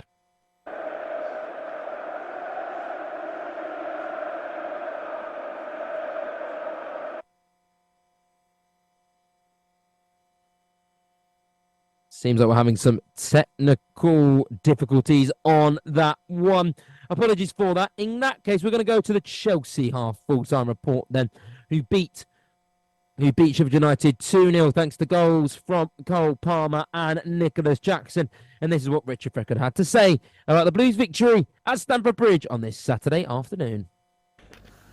Here at Stamford Bridge, it's finished Chelsea 2, Sheffield United 0. What a contrast of the two halves it was. The first half, the Chelsea supporters were not happy at all, as it was 0-0, and there was hardly any goal-mouth action whatsoever, with only Gallagher's shot troubling the goalkeeper for Sheffield United, which is Foderingham. But in the second half, things improved very much so, and they killed the game off pretty early in the second half, with goals in the 54th minute from Cole Palmer, and also from Jackson in the 61st minute, making it a comfortable 2-0 victory. They got a lot more joy down the right-hand side against Lowe, the fullback, in which Sterling used his pace to outfox Lowe and drill in the low cross, which Palmer tucked away nicely. And in the second goal as well, fumble from Fotheringham ended up with Cole Palmer once again being instrumental in this victory by crossing in a low cross for a simple tap-in for Jackson. It certainly could have been more than 2-0, and Broja will be very not happy about the miss that he had, where he missed a sitter. Once again, it was Palmer who actually put in a low cross from the right, and it was more easier to score than miss, you could say that, but he ballooned it over the bar. But they ran out comfortable winners, and there was not much further problems for Chelsea at all. Although towards the end, there was a chance for a consolation goal in which Archer outpaced the aging Silva at 39 years old, but he lost his composure and his left foot shot ballooned over the bar. But this is a step in the right direction for Chelsea. They're now 10th in the table, but they've got a long way to go if they're going to be challenging for top 4 this season. They're currently 12 points behind Man City in 4th position. But here it's finished Chelsea 2, Sheffield United 0. Fantastic win for Chelsea. We should be talking with John Kane about very shortly. But now we do need to get the full-time report between Newcastle and Fulham, where Lewis Smiley became the second youngest goal scorer in Premier League history after Macheda, who once scored for Man United all the way back in 2009. He also became Newcastle's youngest ever reporter as well. Not reporter, he's not on Football Live. He became Newcastle's youngest ever goal scorer on on for Newcastle. Getting my words mixed up. I'm just so obsessed with Football Live. Almiron also scored as well, and it was a late Dan Burn goal to cap out a 3-0 win. And a miserable afternoon for Fulham. Here is Ash Shanderford with the full-time report. Full time here between Newcastle and Fulham. It's Newcastle 3, Fulham 0. And first half madness, to be honest with you, with bad injuries again for Newcastle, with Joe Linton and Fabian Schär both coming on and adding to their injury woes. After 22 minutes, a ridiculous challenge from Raul Jimenez. He's decided to try and block a throw-in, and he's ended up hitting Sean Longstaff in the face straight on. It was originally given a yellow card. The referee went over to the monitor, looked at it only 2 or 3 times and gave him a straight red. He was off after 22 minutes, and then that's when Fulham went downhill. In the end, it went to half-time 0-0. Fulham was happy with that. But in the second half, with a great start from Newcastle, with Lewis Miley coming on and scoring his first Premier League goal, the youngest ever Newcastle goal scorer at 17 years old, with a great smart finish in the bottom corner.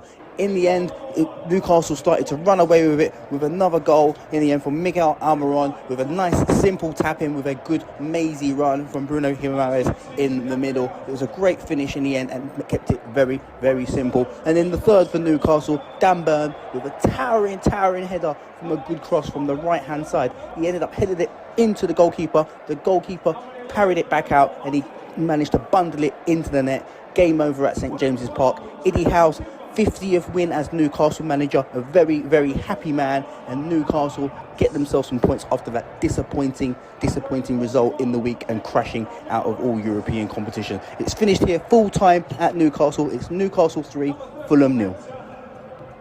Chance for Napoli, Matthew Temple, but was it for Victor Osimhen? It wasn't for Victor Osimhen, it was for Matteo Politano, the right winger who Napoli were breaking from a Kyrie corner kick.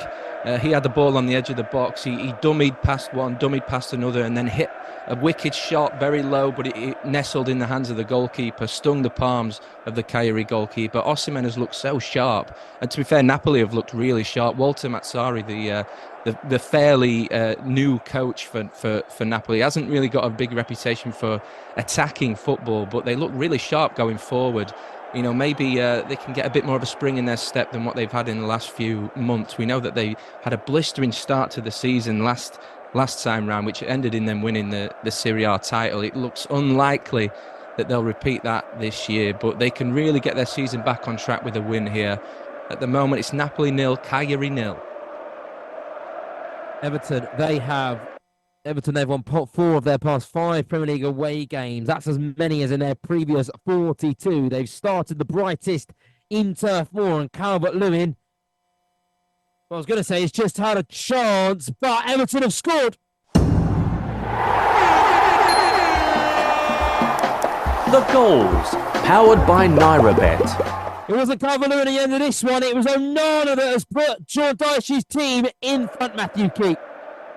Yes, they've been knocking on the door and the deadlock is broken. It's Andre Onana, the Belgian midfielder, that's got the goal. It's from a corner. It's so Everton. It's so Sean Dyche. It's a brilliant ball from Dwight McNeil. He just puts it up in an area. And Trafford, I'll tell you about a brilliant save he's just made a minute ago, but just gets a bit underneath this ball, and Onana running onto it has all the momentum, heads it down, bottom corner, right in front of the Everton fans, and they're celebrating once again. Are they on their way to 4 Premier League wins in a row? Well, they've been the better team, and now they've made the perfect start. 20 minutes gone, and it's Burnley 0, Everton 1. Everton, Matt, they are, without the points deduction, they would be on 24 points right now. With their goal difference, they would be above West Ham. That would mean they're only 2 that would put them in 9th place. Only 2 points off Brighton. Only 3 points of Man United. This is with a game in hand. That is European territory. They obviously have appealed that 10-game ban. That 10-point deduction. They're going to want that, because not only have they really just obliterated this so-called relegation fight they were going to be in, they're now going to be, with this win, Luton will have the game in hand, but they will be 5 points clear of the relegation zone. It's incredible for them, isn't it? They're honestly, they're incredible at the moment. Yeah, absolutely. I think a lot of Everton fans were when the points deduction came in. Obviously, they feel hard done by, but a lot of them were thinking, this is okay because you look at the teams down there, we're better than a lot of these teams. So, well, last year, 10 points would have got them relegated. It might have been a problem. This year, it'll be all right. But they'll be looking at it now and thinking, oh, we could have really pushed for European place potentially had we not got those 10-point deduction. They've been absolutely fantastic, but you could argue that the points deduction has just made them even stronger and better, Josh. They've been really good the last month or so. They've been fantastic here. These first 20 minutes, Sean Dyche has got this Everton team playing with confidence and better than an Everton team has for quite some time. And if nothing else, the fans will be enjoying the football once again. And for a club like Everton, this is where they should be at, and this is what the fans expect from their side. We saw troubles last year, didn't we? At the end of last season, they scraped safety just. But Sean Dyche, after having that summer and having more time, he's really stamped his identity, and he's playing incredible football. And actually, he's playing football that maybe wasn't able to do at Burnley. He's got better players at Everton, hasn't he? He's got a better side, and he's just being able to play the brand he plays, but to a greater level than he was against the team he's facing today when he was there during his time. Yeah, absolutely. I think what he's done really well is he's set the foundations, got all the fundamentals there. Everton conceded so many goals last season. He's fixed that right, started getting them be effective from set pieces, both attacking and defending them. And now he's adding the quality that is in this Everton team. He's giving players like McNeil, Harrison freedom to play their own game, play their own way. And with Calvert-Lewin, they've up top, while he's fit, they've really got a focal point in this attack and a player that is undoubtedly one of the best strikers in the league on his day. We say Sean Dyche football. They have registered an unrivaled 7 Premier League wins with less than 50% possession this season. That means all the games they have won, it has come at less than 50% possession. That is really incredible. And you say about Calvert-Lewin being the focal point, you've got to give a moment's respect to Abdul Doucouré, who has scored 11 goals in 31 Premier League appearances under Sean Dyche, in contrast to 4 goals in his 69 top-flight games. He really was more of a roaming box-to-box midfielder, but now he just loves to play up front and loves to get amongst those goals, playing in behind Calvert-Lewin or playing up front, wherever he likes to play. He has been the vocal point while Calvert-Lewin has been injured. But like we say, Lewin is back in the team today, and hopefully he'll get that second to Everton's goal. We're going to go to Leipzig now, who are hosting Hoffenheim today, and they are peppering that Hoffenheim goal in the opening exchanges, Mark. Yes, they certainly are. Hadir is controlling the midfield, which means that lots of chances for Openda in and around the box. He's cut in from the right one time with a shot that just whizzed a couple of inches over the bar. They are razor sharp. Heinrich is making runs, causing all sorts of problems. Xavi Simons is typical predatory work from him in the box. He's almost making himself available for everything that happens. And Hoffenheim in the last couple of minutes, they have made a couple of attempts on goal. They've come back into the game a little bit. Bebu got it in behind the defense, and they're starting to grow into the match. So far, 62% of the possession. With this tells you what sort of a game it is. Leipzig have got 62%. They've had 7 shots on goal compared to 1 shot from Hoffenheim. And Forsberg is on the bench for Leipzig. Could be playing his last home game for them tonight if he comes on, because there is rumours of his transfer in January. But after 20 minutes, Josh, it is Leipzig 0, Hoffenheim 0. Back-to-back wins in the Bundesliga coming into this game for Leipzig. Got victories over Heidenheim and Borussia Dortmund, and they also beat Young Boys with 3 goals in 5 minutes in the second half in midweek, which put them through to, they were already through, but still a fantastic Champions League campaign when they came second just behind Manchester City, which is certainly no defeat. Let's now go to Napoli v Cagliari. Matthew Temple is watching over this one. It's Cagliari and Ranieri's side who have been passengers in this game so far, Matthew, but right now they're in the driving seat and trying to, before we do come to you, we've got to announce a second Everton goal.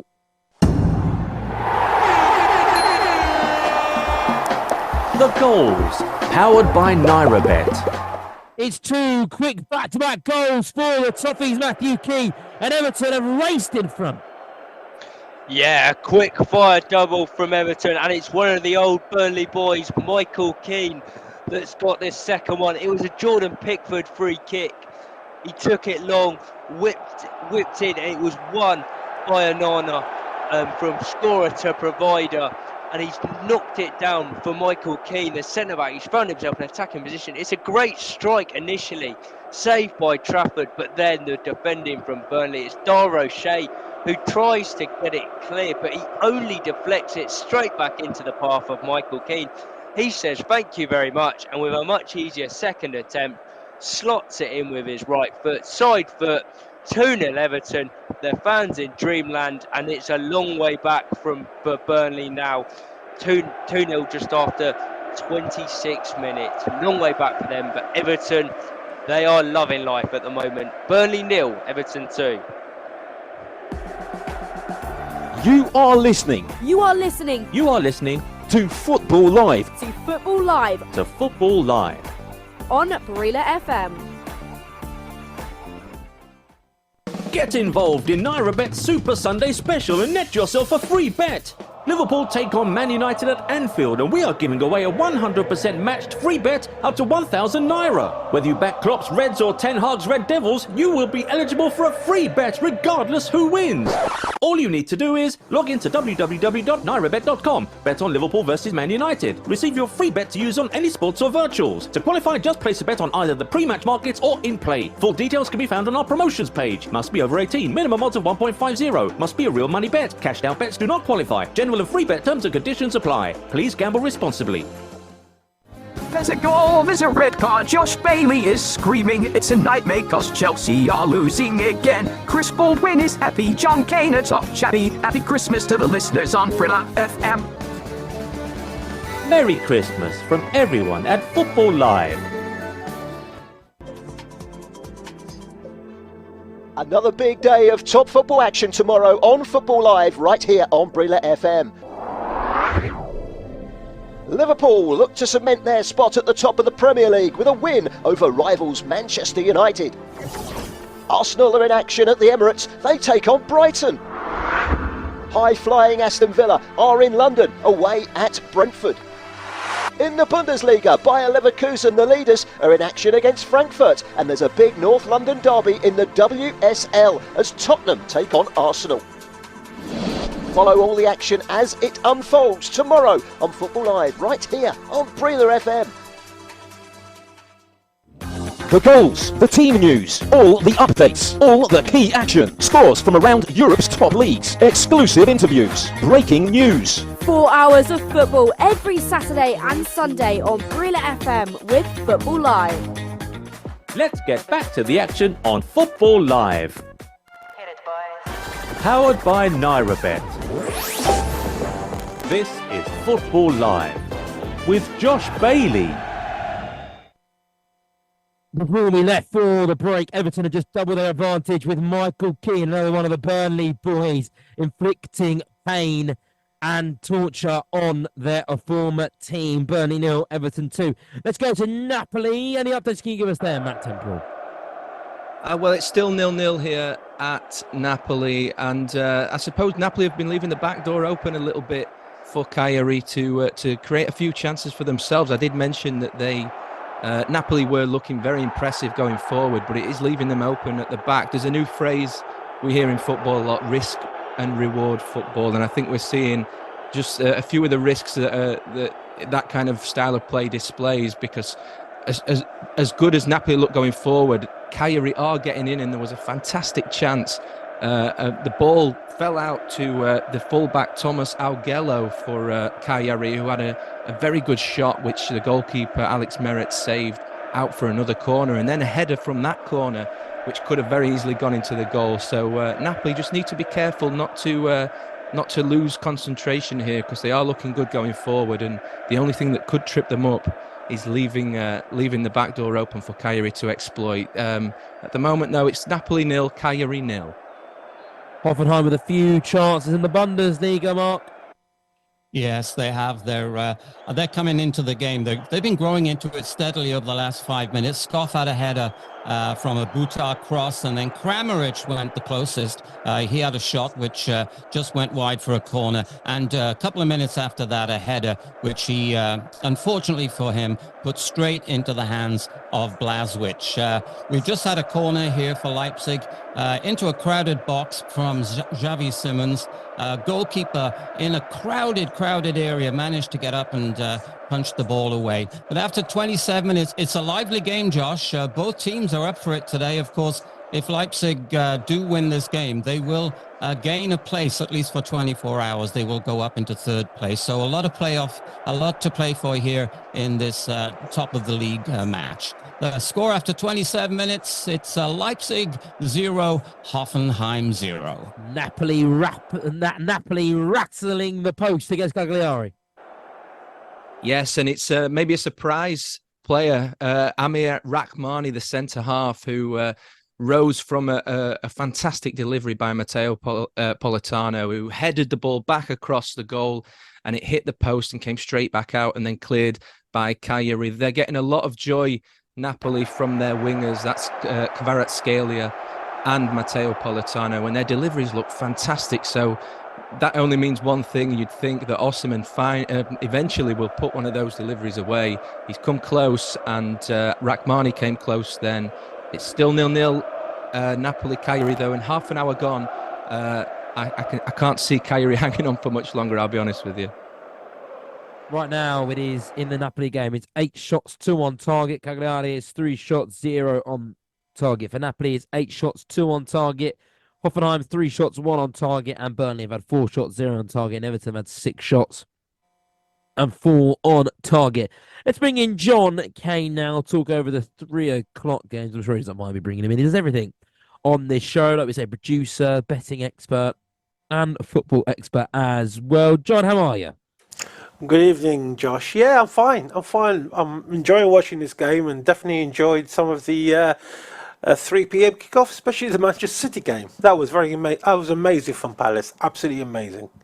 And we will start there because obviously we know there's a big Nigerian following of Chelsea who ran out comfortable winners against Sheffield United, but we also know there's a big Arsenal following in Nigeria too, and this game directly concerns the Gunners because Manchester City dropping points yet again.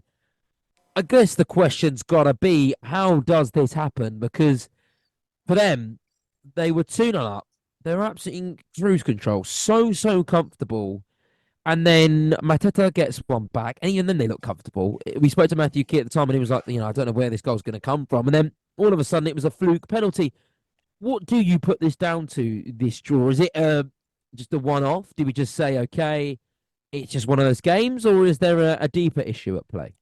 No, I don't think there's any big issues, to be honest. I think every team goes through a bad patch. It's well known in football. You could be the biggest club in the world, and you still go through a bad patch. And I think the same thing is happening with Manchester City at the moment. I mean, I look at the table. They could have gone second today. They would have overtook Arsenal in goal difference, but obviously that did not happen. But as far as Man City is concerned, they're just, in fact, I think that you've got a goal for us, Josh. I think I do. The goal is coming in the Bundesliga. RB Leipzig are taking the lead. The goals, powered by NairaBet. It's been a very even game, really. Both teams having chances, end-to-end stuff. But for Leipzig to win this game will propel them into third and make it a third Bundesliga win in a row. Things are starting to turn around for Marco Rose's side after a difficult start to life in the Bundesliga this season. It's RB Leipzig 1, Hoffenheim 0. As in the other games, it's Napoli 0, Cagliari 0, and also it is Everton 0, Burnley 0, Everton 2. The other scores around Europe currently are Sevilla 0, Getafe 1 in the and in the French, and there's Italy 1. Around the other scores then as well, Le Havre end up beating Nice 3-1, both teams being reduced to 10 men. Lens beat Reims. Lens are playing Reims at 9 o'clock. I said RB Leipzig was taking the lead against Hoffenheim. Lecce for Forcioni ended up 2-1 to Lecce. And then coming at 8:45 is Torino v Empoli. And then in the Spanish La Liga right now, I said it's Sevilla 0, Getafe 1. And it is Klostermann for Leipzig right now. That's the right back, I believe, scoring for the German outfit. They have a fantastic record against Hoffenheim. They have a fantastic home record in general as well. Against Hoffenheim, they've only lost one of their past 12 league meetings. And they've won each of their past 4. And as I said, they're currently enjoying an unbeaten home run, which is the longest in the Bundesliga, avoiding defeat in their last 11 games. That's dating all the way back to April 1st. It's Leipzig 1, Hoffenheim 0. Let's go back to John Kane then, quickly, just to talk about, well, we're picking up where we left off, really, on Manchester City and Crystal Palace, John. Yeah, no, Manchester, I think they're just going through a bad patch. They are the best team in the world, as far as I'm concerned, and obviously they are flying in less couple of days. I think, believe it's tomorrow, they're flying for the World Cup Club, and they're playing in the semi-final there, and their aim is to win that one as well. And it'll be a remarkable year, a year for every single Manchester City fan to remember. But it's just a bad patch. I honestly can't see anything else wrong with that team. Every team has gone through it, and I think we haven't seen Man City going through a bad patch for a long, long time. And I think they're due one. And look at Liverpool. The same thing happened with Liverpool. They're a brilliant club, and they've gone through the bad patches themselves, and they missed out on a few leagues on that. But probably because of the depth that Manchester City have, the facilities that Manchester City have on the pitch and off the pitch, is probably, it will be less times that when they have bad patches in comparison to other clubs. Liverpool, you will have a few more. Arsenal will have a few more. Villa, Tottenham, Newcastle. But with Manchester City, it'll happen probably once in a blue moon, and I think that's what we're going through now. And when I look at the table, I still think that Man City will win the league. And it's just something inside me, maybe because their squad scares me. You know, it's one of these clubs. You look at them and you're thinking, what a squad! What a squad! And they're playing without Kevin De Bruyne, who's injured. And today they play without Haaland. It's brilliant to watch, absolutely brilliant to watch. But today, it's probably Key can tell you what exactly happened there. He saw the game and he saw what Palace did. But again, you know, a bit of complicity probably in that squad when they were leading 2-0 up led to missing out on 2 important points at home in the end of the day. Certainly did. Now let's go to Mark, because he can tell us about the goal when Leipzig are taken in front against Hoffenheim. Yes, the goal has finally come. A free kick from just outside the area in a very dangerous spot. They lobbed it into the box. It went back and forth. A bit of head tennis there. The free kick from Xavi. Klostermann got the rebound after the Poulsen header. So it is 1-0 finally, and the place has gone absolutely nuts here. You can hear all the fans. After 35 minutes, it is 1-0 to Leipzig. Thank you very much, Mark Thomas. Back to John Kane there, Manchester City against Crystal Palace, a 2-2 draw. John, you said that Man City... You said that Man City are going through a bad patch right now. I think that's fair to say. I think we all agree with that. Do people have short-term memories, or for me, this feels like, just in terms of the mood around it, in terms of the way they're playing, this feels like the worst rough patch they've had in a very long time. Oh no, absolutely, it is.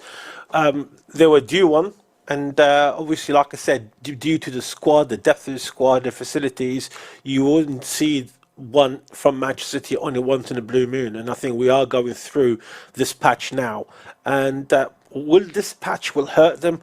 Like I said, I look at that club and I think that they've still got the facility, the ability, in fact, from top to bottom to go and win the league still. But again, it seems like Liverpool, Arsenal, Villa, and even Tottenham, they're all on the 30-plus points, or they're all in the 33-plus points, in fact. 4 points between all 5 clubs.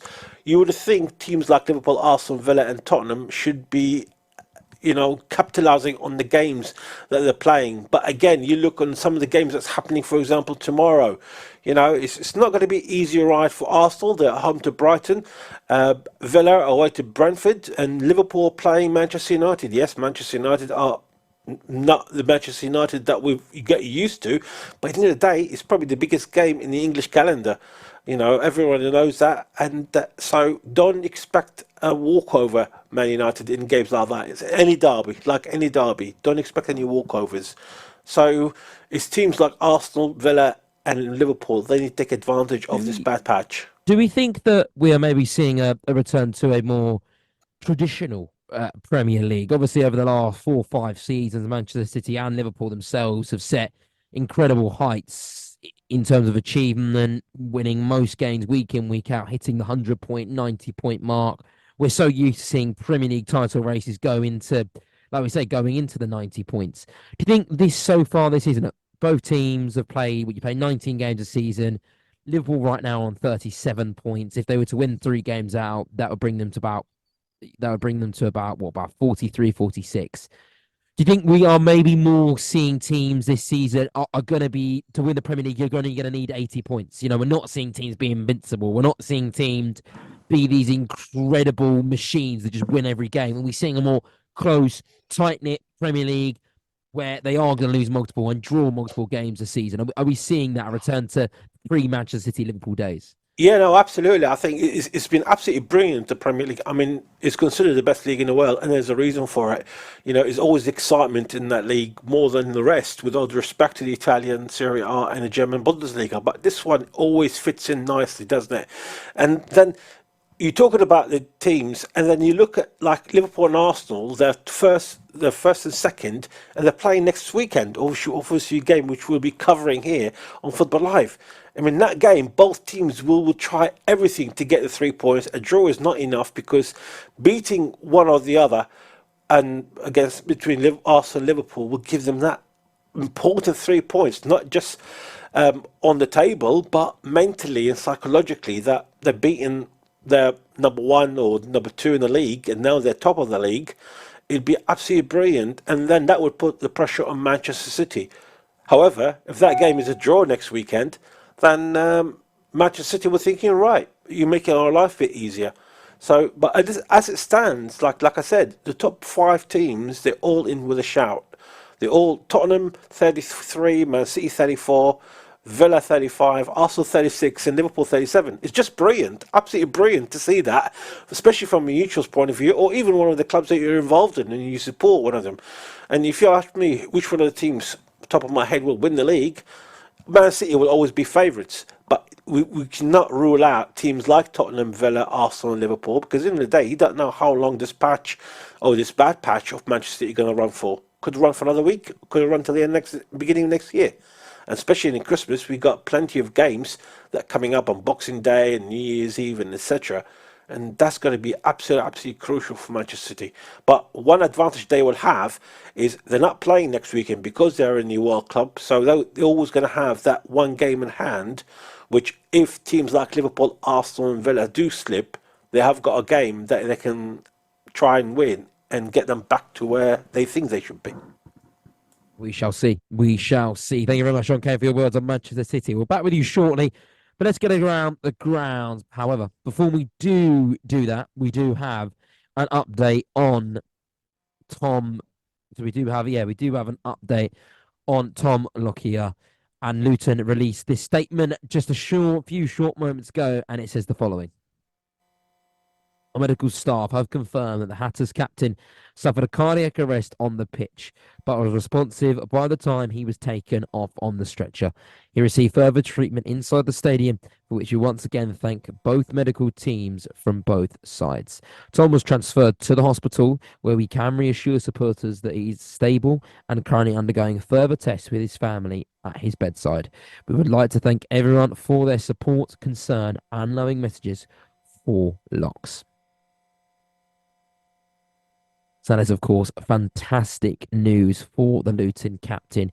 He is safe, he is well, he is responsive, he is awake, and we are sending our prayers here on Football Live to him and his family and wishing him a speedy recovery. For now, we are very, very glad that he is alive and that he's all okay. Right now, though, we do have a goal on Football Live. The goals, powered by NairaBet. And it's Hoffenheim who have struck back fast, drawing the scores level with Leipzig. It's now Leipzig 1, Hoffenheim 1. The home team did take the lead, but Hoffenheim, as we said, they have been alive. They've been well. They've had a really good Bundesliga campaign so far. They have the third highest points tally right now than they've ever had at this point in a season, only bettering it in 2007, 2008, and 2015, and 2016 and 2017 with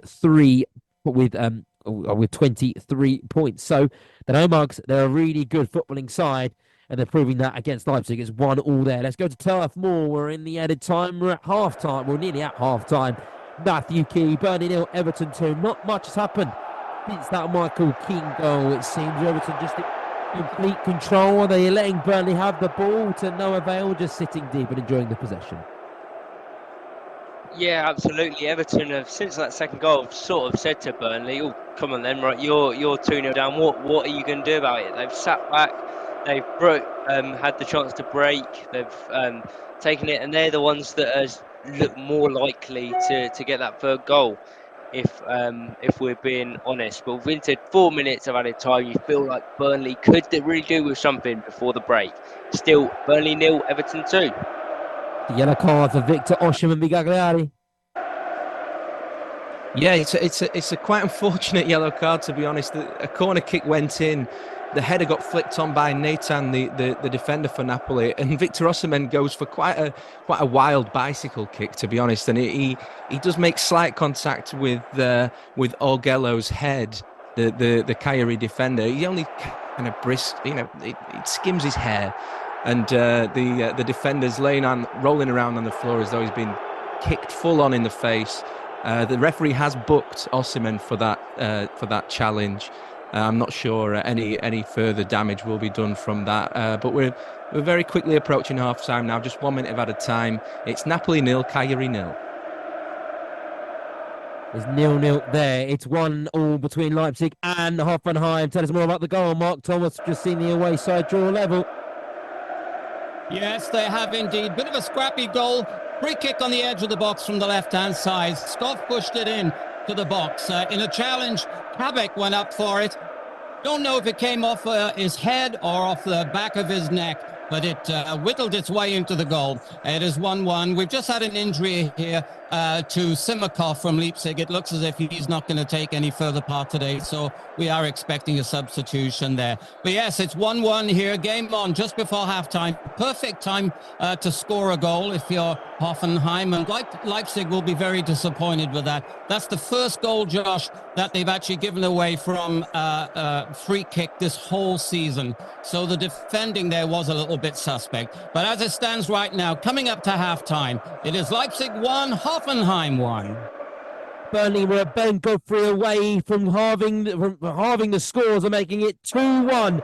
But unfortunately, it was the Everton defender that intervened, and it means Burnley still aren't on the score sheet yet, Matthew Key.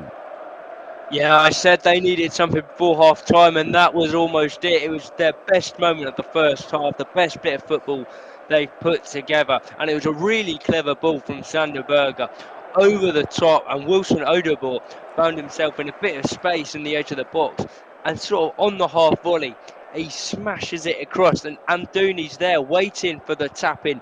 But Ben Godfrey slides in and brilliantly deflects the ball behind for a corner. Absolutely fantastic defending from the Everton defender, because Amdouni was just there waiting for a tap in on the stroke of half time. That could have changed the game completely on its head, and the reaction from the Everton players was brilliant as well.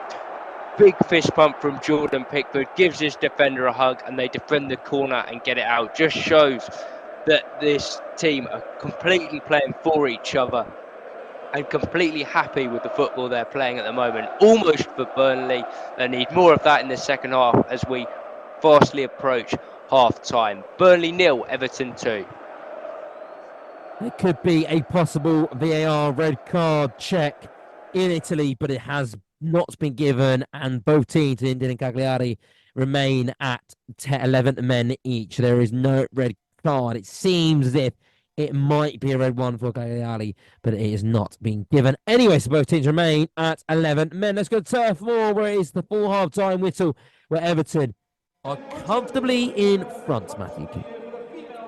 Yeah, well, that has been an absolute clinic in away Premier League football, or playing Premier League football away from home, I should say. Everton 2-0 up at the break, absolutely cruising, thanks to two quick goals from Andre Onana and then Michael Keane from the back. They started the game really positively, creating plenty of chances, and it was the 6-minute spell that has really opened this game up in Everton's favour. Onana on 19 minutes, powerfully getting up, heading home from the corner just before James Trafford in the Burnley goal. And then Michael Keane had one go at it, really well saved from Trafford, but then was afforded another by Daroshay, and he wasn't going to miss second time. Thank you very much. Scored to make it 2-0, and since then Everton have been comfortable. They've kept Burnley at bay. The home side yet to have a shot on target, and although they came close towards the end of the half before Ben Godfrey's brilliant intervention, they've not really had much to cheer about, the home fans, and Sean Dyche will be delighted with his team at half time. On his return to Turf Moor, his side lead 2-0. Burnley 0, Everton 2. So Mark Thomas now, who's covering Leipzig v Hoffenheim, which has seen both teams score and both teams going into the break level. Mark Thomas. Yes, they're just about to go into the break. It's getting a little bit tasty here, Josh. A few fouls around the place. We had just had a foul by Vogt. He fouled Openda in the box. A very, very hard tackle. Stepped on his foot, it turned out to be. And now a return foul. Poulsen kind of got his own back on Vogt, and he was lucky not to get a yellow card for that. It was a very close game. I'd say 40% in favor of Leipzig as far as possession goes at this moment in time. But both teams, they've got it in them. They're going for goals because they just know how important this game is at the top of the Bundesliga. So halftime definitely is halftime now. The score is Leipzig 1, Hoffenheim 1. And finally to Matthew Temple, who's currently watching a goalless draw between Napoli and Cagliari. Yes, the half-time whistle just gone here in Napoli, and it is 0-0. I don't quite know how, because Napoli have been all over Cagliari. They just can't seem to put the ball in the back of the net. Shortly before half-time, there was a VAR check for a red card. Leonardo Pavoletti doing one of those good old semi-headbutt kind of things where the players come head-to-head. And Amir Rahmani threw himself on the floor, hoping to get the Cagliari forward sent off. But no, the referee held firm. But it came after quite a shocking tackle, actually, from Eduardo Goldaniga on Kvaratskhelia, because he's been fantastic, by the way, Kvaratskhelia. He's been one of the best players on the pitch. Quite a bad challenge. He went over the ball. He did take a bit of the ball, but his leading leg went over the ball. And Kvaratskhelia has come off limping. I don't know if he'll come out for the second half. We'll wait and see. But that could have also been a red card. So there was a bit of a kerfuffle, a bit of a heated scramble between the players, and that's when the incident occurred. As for the rest of the first half, Napoli just need to put the ball in the back of the net. They are leaving themselves open a tiny bit at the back, which could be worrying. But I think half-time might have come at a good time for both teams. Napoli were just starting to fade. And I think Napoli can reset now, come out in the second half, just like they did in the first, but this time hopefully put the ball in the back of the net. At the moment, half-time whistle just gone. It is 0-0. So, to recap on the score so far, it's Burnley 0, Everton 2, Napoli 0, Cagliari 0, and also Leipzig 0, Hoffenheim 0.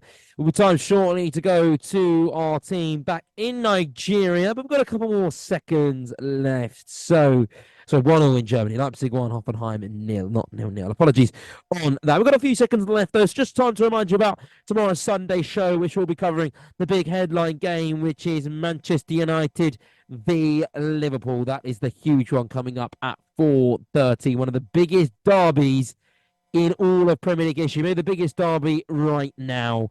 And it's going to be coming down to the wire. Manchester United are in disarray. Liverpool, who are going to be looking to go back to the top of the Premier League. And it's going to be coming up here live on Football Live. And your host for that one is going to be Alex. It won't be me, unfortunately, but it will be Alex. I'm sure will be a good job. For now, let's go to Nigeria and the team. Powered by NairaBet. This is Football Live with Josh Bailey. Welcome back to Football Live, where it was an interesting first half, wasn't it? I'm going to start with Matthew Key because Doucouré has come off. Everton's top goal scorer this season, but he's off a dobbin.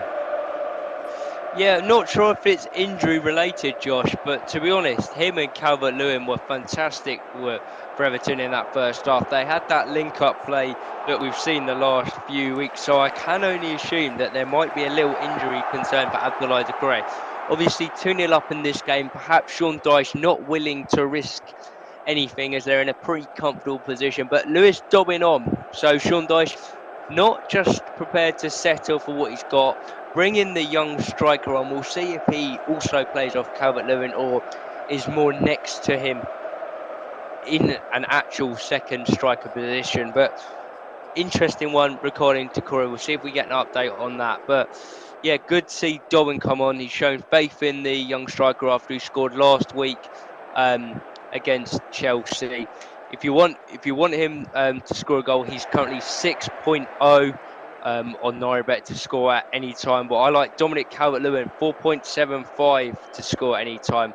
Looked really bright in that first half. I say everything good from Everton came through Calvert-Lewin, so I wouldn't be surprised at all to see him on the score sheet. Those odds, of course, courtesy of NairaBet, and of course, subject to change. But early stages of the second half, still Everton comfortably in control of this one. It's Burnley 0, Everton 2. What do Burnley need to do to get back into this game, Matthew? 2-0 down. It's where Burnley thrive, isn't it? Protecting the lead, looking back. It's something, they've got to do something special, haven't they, the Clarets? Yeah, they do. They need to gamble a bit more, both players on the pitch and perhaps Vincent Kompany as well. They're 2-0 down. It's going to be tough to come back. The only way they're going to do it is by getting men in the box, getting crosses in, similar to how Everton have found their success in this game. At 2-0, we saw earlier with Man City, it's not over at all. If Burnley get the next goal, then they're right back in this one. That's what they've got to target. Can we get a goal in these opening 15 minutes of this second half? Make the game interesting. Maybe that. So that is what I'd suggest from their point of view. Got more men in the box, get balls into that box and see if they can cause the Everton defence any problems. Because to be honest with you, the Everton defence has been doing more attacking than defending in that first half. Burnley 0, Everton 2. Long way back for Burnley, but can they do it? It looks like Doucouré is one away from a suspension, so maybe why he has been brought off, as Sean Dyche really values him in his attack and has been real key to this Everton turnaround and the winning form they're on right now. So maybe that is why he's taken him off, because Doucouré on another yellow card would be suspended. Let's go to Napoli v Cagliari then, 0-0. Victor Osimhen's also on a yellow card. Didn't do much in that second half. He'll be looking for an improved performance, in this second half. That was in the first half. He got that yellow card. Yeah, he's certainly going to have to step up a little bit. He did start the game very well. He looked very sharp, but he did fade towards the end of the half and obviously picked up that yellow card, as you said. But it's Cagliari who've actually come out the better side in the second half. Ranieri made 2 changes at half-time, and one of them almost instantly paid off. Adam Aubert had the best chance of the second half so far. His shot was saved by Alex Merritt. Obviously, Ranieri not happy with the way that Napoli were getting a lot of freedom on the wings and looked very good and very capable going forward. Even though his side aren't losing, he's not afraid to make those changes. And at the moment, it looks like they're paying off. And Napoli just not really getting going in this second half yet. But the kind of firepower that they've got, that they can just score a goal out of nowhere, and then the game could very easily get away from Cagliari. But at the moment, 50 minutes gone, it's Napoli 0, Cagliari 0. Napoli obviously in a very difficult spot after winning their first game under their new manager.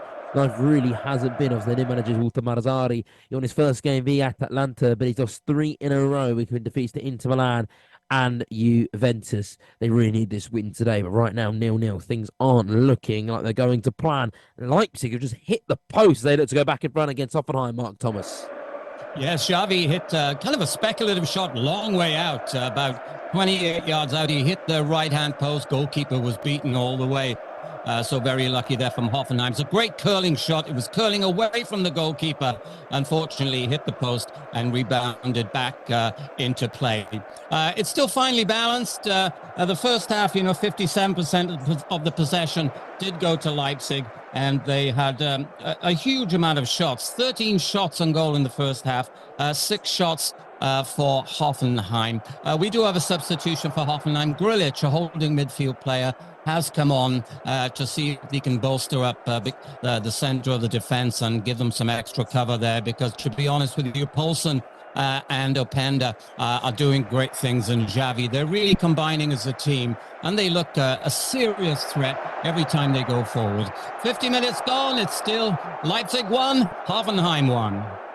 Right now, it's 8 shots, 1 on target for Burnley, while Everton have had 6 shots, 4 on target, definitely the more clinical team right now. Napoli have had 15 shots, 3 on target. You can't say they're not dominating. Cagliari have only had 5 shots with 2 on target. And then finally in that game, we just heard from Mark Thomas, Leipzig, 13 shots, 5 on target. Hoffenheim, 6 shots, 3 on target. But every game is perfectly poised right now, apart from the one between Burnley and Everton. Let's bring in John Kane then to talk Chelsea Football Club as they run out winners against Sheffield United earlier on in the afternoon, beating Sheffield United 2-0 with goals from Cole Palmer and Nicholas Jackson. John, Chelsea, they're in a really weird spot, aren't they? It just seems like one week is the worst week ever to exist, and they're going to be heading towards that relegation zone, and they get a win like today against Sheffield United, and things are a little bit more brighter, shall we say. Where do they stand? Lost to Everton, currently 10th in the table on 22 points. Where do you think they stand right now? Well, Pochettino was mentioning, wasn't he, a couple of days ago, saying that he needs to buy more players, and it just makes you wonder, how many more players do you need? I think Chelsea's squad is full, literally full of high-paid players, which, yeah, not necessarily he actually asked for all of them, because some of them came in before the summer, but they were on mega money, and they spent more than $1 billion in fact, in the last year or so. And it's like, how much more money that he needs to get Chelsea running? I mean, they spend money on Jackson, Modric, and Enzo Fernandez, and X, Y, and Z of players. I don't get it. I honestly don't get it with him saying that. However, having said that, today's game was very important for them because they needed 3 points at home. They needed any 3 points in that moment in time, and they took them to 10th in the league. They're still 2 points behind 9th, who are West Ham United, who are actually on form themselves. But it's not the season that probably Chelsea fans were expecting. But I think when you look at it realistically, if you're a realistic Chelsea fans, which I'm sure so many are, the first season of any manager is always a building process. And I think Pochettino, knowing how he started at Southampton and started at Tottenham, nevertheless, Paris Saint-Germain's experience was completely different. But he likes to build team from scratch. And I think he's sort of getting used to the idea of buying more players when he was at PSG. So, but I think probably just need to give him a bit more time. But like I said, today's game was very important. They definitely needed 3 points. If it wasn't just for the table, but it was just for psychologically for them to prove a point that they're still there and they're on the right track. Yeah, they are just on that original point in Mauricio Pochettino. It's a really complicated situation for Chelsea, isn't it? Because for them, it's a really hard one to work out, because for them, they have brought in all these players, and I guess what Todd Boehly's thinking is, they're bringing all these young players, they're going to suit any manager. But what you know about football is you have to have a specific core group of players that are suited to that manager. And he has this loads of squad with a lot of players that were probably brought in before he was there, and he hasn't been able to mould it to what he likes. But like we said, they've got so many contracts, so many players. It's absolutely just incredible, really. Where do Chelsea go from here? Because they've got a huge squad. They obviously will need to get rid of a few players, but they're on contracts till 2030. It's a real difficult one when you have a manager sitting there saying, "I need more players. I need players to be brought in," when they have a lot of players there already that are relatively new. No, absolutely. I'm just laughing because someone sent me a message saying I shouldn't smoke, but I'm a Tottenham fan, so I had no choice for the last 35 years. But anyway, that's a different matter. But when it comes to Chelsea, yeah, I mean, look at Enzo Fernandez. They spent 110, 115 million on him last winter transfer. The player only played for about 6 months in the Portuguese league, and for me, that was a mistake getting a player, spending so much money on that just because maybe he will do well in the Premier League. And again, with Modric, they spend more than 100 plus million as well, and he hasn't proved to be that. Yeah, he has a few touches here and there, but he's not really done anything for Chelsea. And considering he's on what 8-year loan, 8-year contract, if I remember rightly, it was a long contract that he was given. These players probably doesn't know what to do with them as far as Pochettino's concerned, and he probably needs some of his own players in that squad. But I think the best way to look at it is they are in a building process, and that's the way Chelsea fans have to stick with it for this season anyway. I think if Chelsea will mean anything big, it will be next season. I think next season will be the season when Pochettino will be judged properly. I don't think Tom Boyd, the Chelsea owner, will be that stupid for sacking him or anything like that, just because the football at Chelsea is not as it used to be in the last couple of decades. Even if you get big name players, they all need, any team needs to sort of go on with each other on the pitch. And at the moment, Chelsea seems to lack it a bit. And early on, your reporter was mentioned about Thiago Silva. I mean, he's what, 38, 39? But he's absolutely brilliant. I think it was Richard Ferguson, in fact. He's actually a Rolls Royce, wasn't he? He's absolutely brilliant. And you watch him even now, and you think only if Chelsea can have probably 11 players like him on the pitch, Chelsea will have no issues. But he is an aging player. And then you imagine if someone like him get injured, who's the actual replacement who could come in and do the job that he's been doing, which is absolutely remarkable for him so far. Yeah, I think that's key about Mauricio Pochettino, isn't it? I mean, how much time will he have? We obviously saw his predecessor, Graham Potter, who wasn't afforded a lot of time. There was a lot of expectation on him. But I guess the difference is that we're seeing Mauricio Pochettino is we are seeing his style of play being implemented. We are seeing his team playing the football that he wants, which maybe we didn't see under Graham Potter. How much time would Mauricio Pochettino have? Like we say, 6 wins, 4 draws, 7 losses for them, 22 points. They can still get in amongst the Europa League or the Conference League, you'd feel, this season. Champions League is probably a little bit too far of a step for them. But then, you only have to look across the Thames and towards the north of London, look at a team at Tottenham Hotspur and watch Ange Postecoglou has done. Tottenham, who were in a sorry state of themselves. Ange Postecoglou hasn't had the investment that Pochettino has had, but it's, again, the key is recruitment. The recruitment's been far more niche and far more chiseled to what Postecoglou would want. Yeah, so going back to that original point for Pochettino, has he got this season? If he doesn't get Europa League, if he doesn't get Europe, will he still be in the job next year? We never know how Todd Bowley's going to react, do we? No, we don't. And I think, on the realistic terms, he has to give him a couple of seasons. If Tom Boyd understands what Pochettino's trying to do, he should give him a couple of more seasons, because Pochettino knows what he's trying to do, but he just needs probably some tweaking in some of the positions that he's got. Again, it's anyone's guess. Would Tom Boyd would give him that time? Only Tom Boyd knows, to be honest. I personally will keep him for at least the next season and see the improvement, because next season will be the main season when we see that. Comparing it to Tottenham, like you said, I think Chelsea fans are very happy already that they're beating Tottenham 4-1. So as far as they're concerned, Ange Postecoglou's philosophy doesn't really suit them in a way, because they beat Tottenham away. But it's so easy, isn't it, though? You look at the table, you say, all right, Chelsea are 10th, 22 points, Liverpool are first, 37 points. We spend so much amount of money on players and we're not getting the fruits of it. it's so easy to look at all these things, but at the end of the day, every manager and every player moved to a new club, they need some time. I mean, I remember Didier Drogba for the first season, he was not, he wasn't doing anything.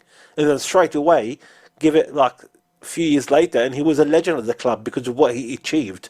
And I think every player deserves at least a season or two to prove himself, because adjusting to the philosophy of the manager, adjusting to the philosophy of the club, adjusting to the actual the life in that country they move in. I mean, look at Chelsea players. So many of them actually came from abroad, and it's never easy to adjust to living in a different country. It's always easy. It's always hard to start with, and as soon as you get that and done, then the rest will fall in suit.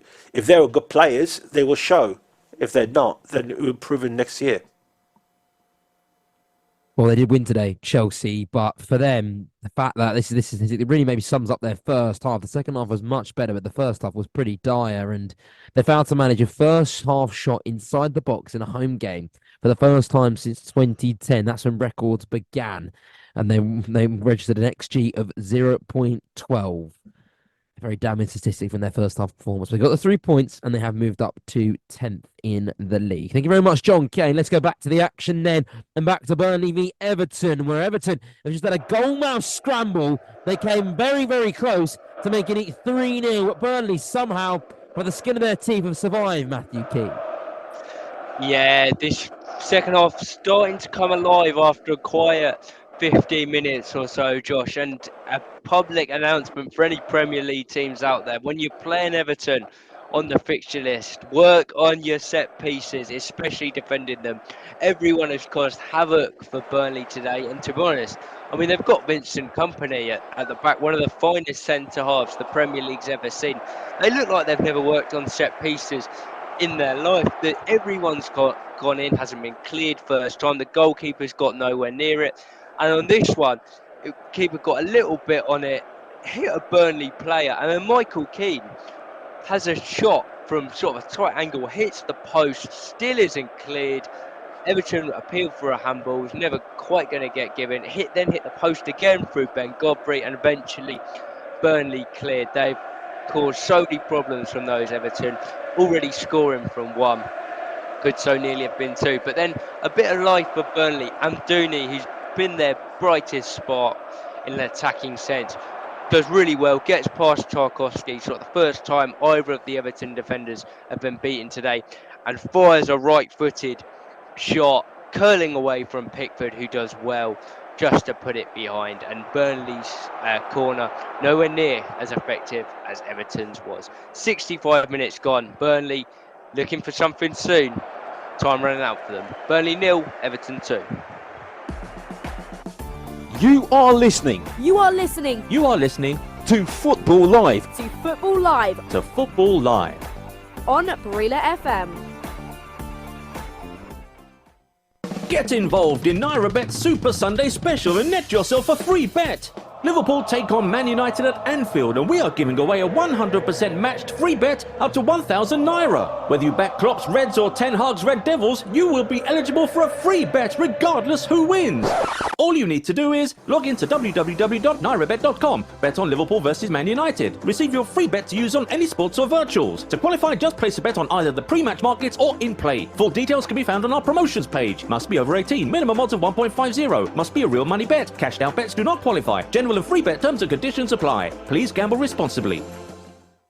There's a goal, there's a red card. Josh Bailey is screaming. It's a nightmare cause Chelsea are losing again. Chris Baldwin is happy. John Kane is off chatty. Happy Christmas to the listeners on Brila FM. Merry Christmas from everyone at Football Live. Another big day of top football action tomorrow on Football Live, right here on Brila FM. Liverpool look to cement their spot at the top of the Premier League with a win over rivals Manchester United. Arsenal are in action at the Emirates. They take on Brighton. High-flying Aston Villa are in London, away at Brentford. In the Bundesliga, Bayer Leverkusen, the leaders, are in action against Frankfurt, and there's a big North London derby in the WSL as Tottenham take on Arsenal. Follow all the action as it unfolds tomorrow on Football Live, right here on Breeler FM. The goals, the team news, all the updates, all the key action, scores from around Europe's top leagues, exclusive interviews, breaking news. 4 hours of football every Saturday and Sunday on Breeler FM with Football Live. Let's get back to the action on Football Live. Powered by NairaBet. This is Football Live with Josh Bailey. It's still 0-0 between Napoli and Cagliari. Any changes there, Matthew Temporal? Yeah, just a few moments ago, there were 2 changes by Walter Mazzari. One of those was Giacomo Raspadori, who came on.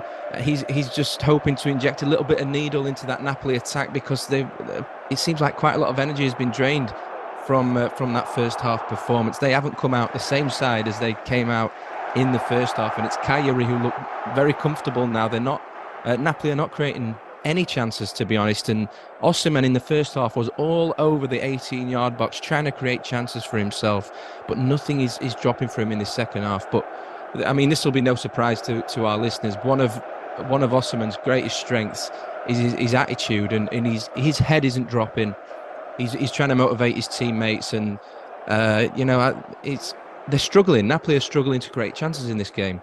And Cagliari will be very, very happy with how this second half has gone so far. There's still a long time to go. We're approaching the 70th minute here. It's Napoli 0, Cagliari 0.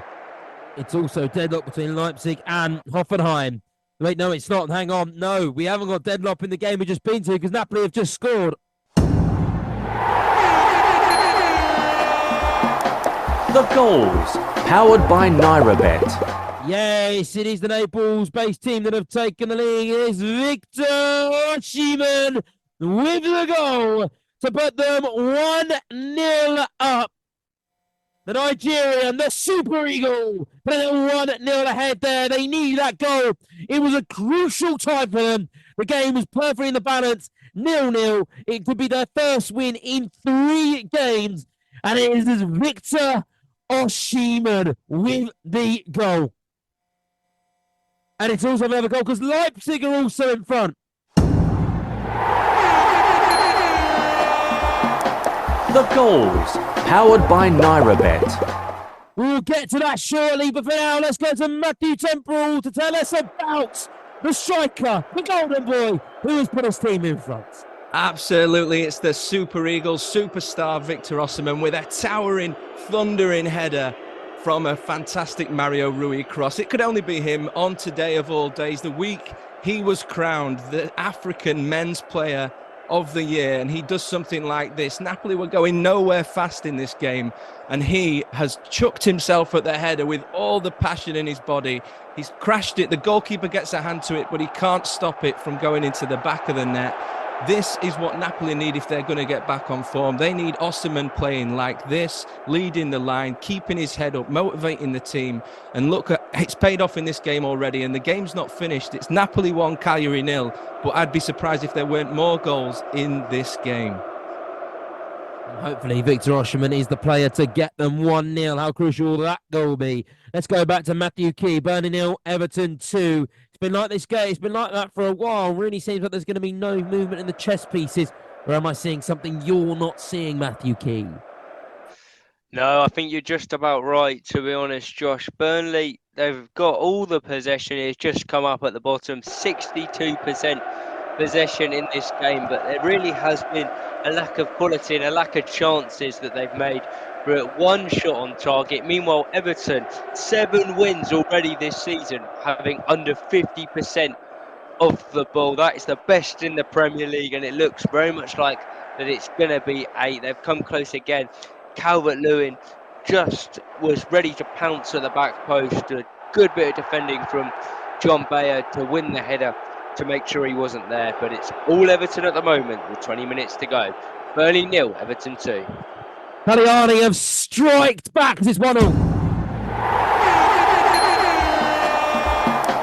The goals, powered by NairaBet. The Napoli goal and the Victor Osimhen goal were short-lived because they have been pegged back Almost immediately, Claudio Ranieri's men do not know the word quit, and they have shown that with that equaliser. It's Pavoletti with the goal. Napoli 1, Cagliari 1. Let's see how that game develops. They're going to need Victor Osimhen to get on the score sheet once again and rescue his team. But is he up for the task?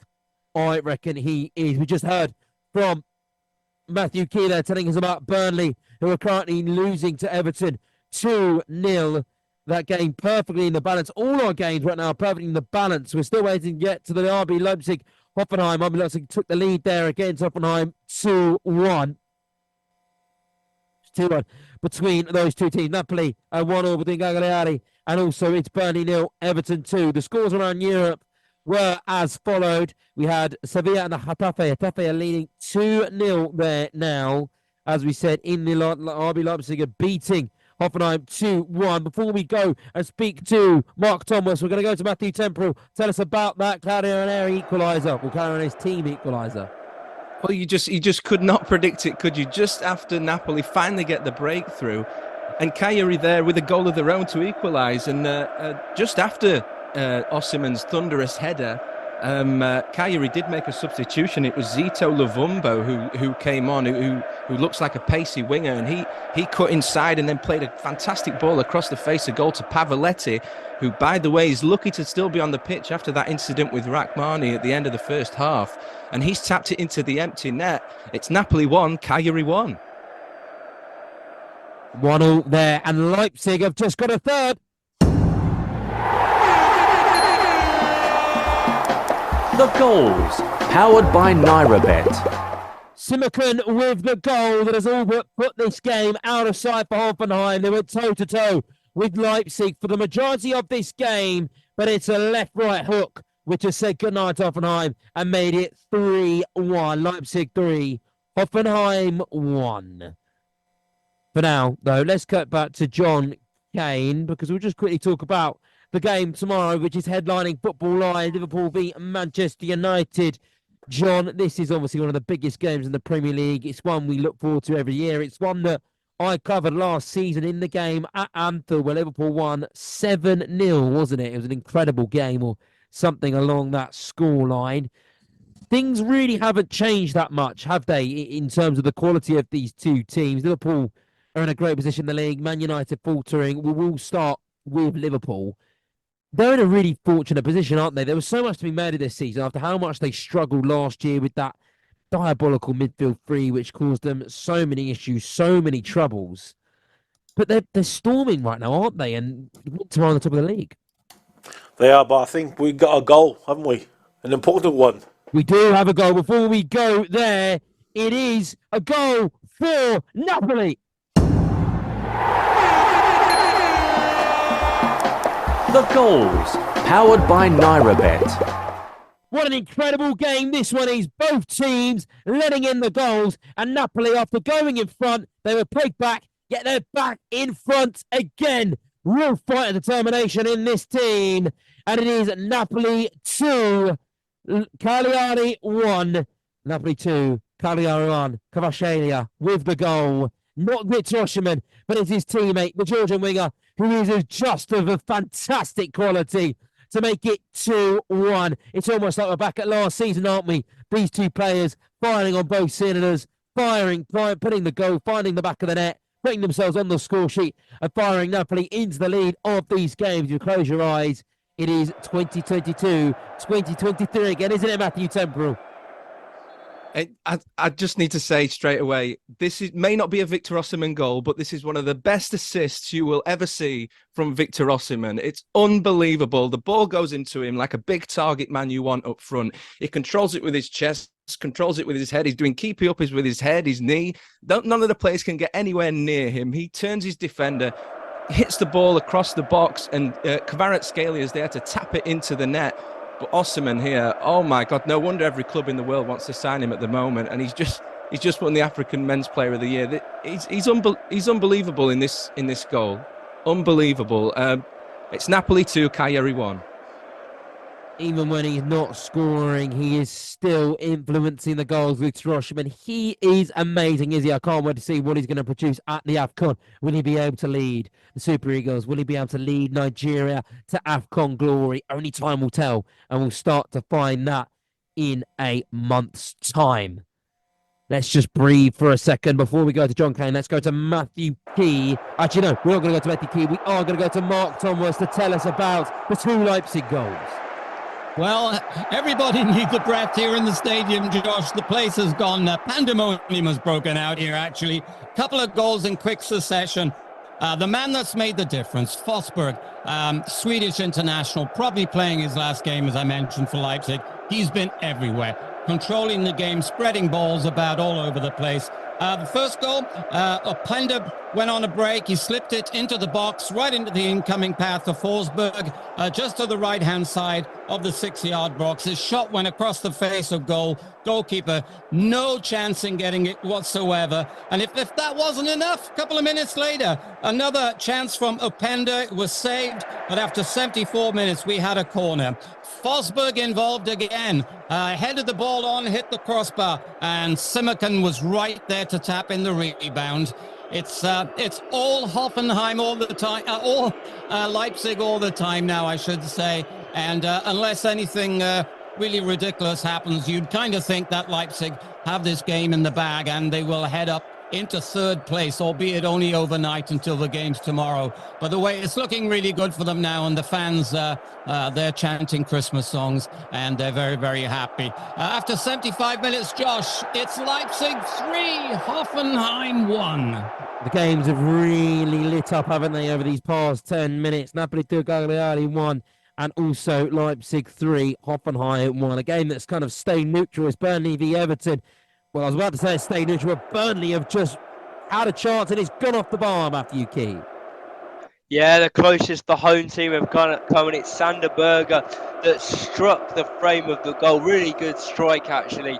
Bit of quality from Burnley. Amdouni's been at the heart of everything that Burnley have done good. Him and Jacob Bryn-Larsen down the right-hand side look better this second half, and it's the latter that whips the ball back to the edge of the box where Sander Berger's there, and right-footed shot. He hits it really fiercely, and it's always rising. Jordan Pickford's worried, and it goes past him, his despairing dive, but it clatters against the bar. Just sums up where Burnley are at the moment. Is not going for them. They haven't really done enough of that, not tested Pickford or the Everton goal enough. Perhaps more of that, they could be back into this game. But as it stands, Burnley still very comfortable as we see the replay. Yeah, good bit of play from Burnley. Good strike off the bar. But as I say, not really enough from it from the home side's point of view. Can they find something in the last 10 minutes? Crystal Palace did it earlier, but it's looking unlikely Burnley are going to do it here. Burnley 0, Everton 2. Matthew Temporal talks about Napoli 2-1 there. We had a flurry of goals in about 2-3 minutes, wasn't it really, Matthew? After a pretty drab 0-0 draw, and Napoli coming for that third. Well, I've just actually managed to get my breath back after that amazing assist from Victor Osimhen. If you get the chance to see it, you really need to. There's about 5 Cagliari defenders trying to get anywhere near him, and he's just holding them off like a machine. And then he puts Kvaratskhelia through to score. After that, it's been a bit stop-start. Cagliari have made a substitution, taken off their defender for Lampadula, who's an attacker. So Ranieri really looks like he's going for at least a draw in this game. But honestly, we've seen a bit of magic today from Victor Osimhen, and I think that's what he's capable of. We need to see a lot more of it. Napoli want to see a lot more of it this season if they want to get anywhere near the heights of last season. But you know, the potential for this Nigerian squad looks enormous as you know the next World Cup approaches, and of course the AFCON in a few months. So you know, I'm sure the listeners will be very pleased to hear about Osimhen's performance in this game today. There's about 10 minutes of normal time left. It's Napoli 2, Cagliari 1. Beto is coming on for Calvert-Lewin, who has been excellent, and Benson is also on for Larson for Burnley. But as we leave, Matthew Temporal, There is another goal in the Napoli game. The goals, powered by NairaBet. And it is now Napoli 3, Cagliari 1. But there is VAR on the goal. I feel like it seems as if it could be offside on this goal. So it is a VAR decision. Will the goal stand? If it does, it's certainly going to be game, set, match. No, it has been ruled offside. It has been ruled out for offside. We are back to 2-1 in that game. Burnley looking for an equaliser, and they've just nearly had looking for the goal that would bring them close to the equaliser. Shall I say Matthew Key, and it's a header, but just wide.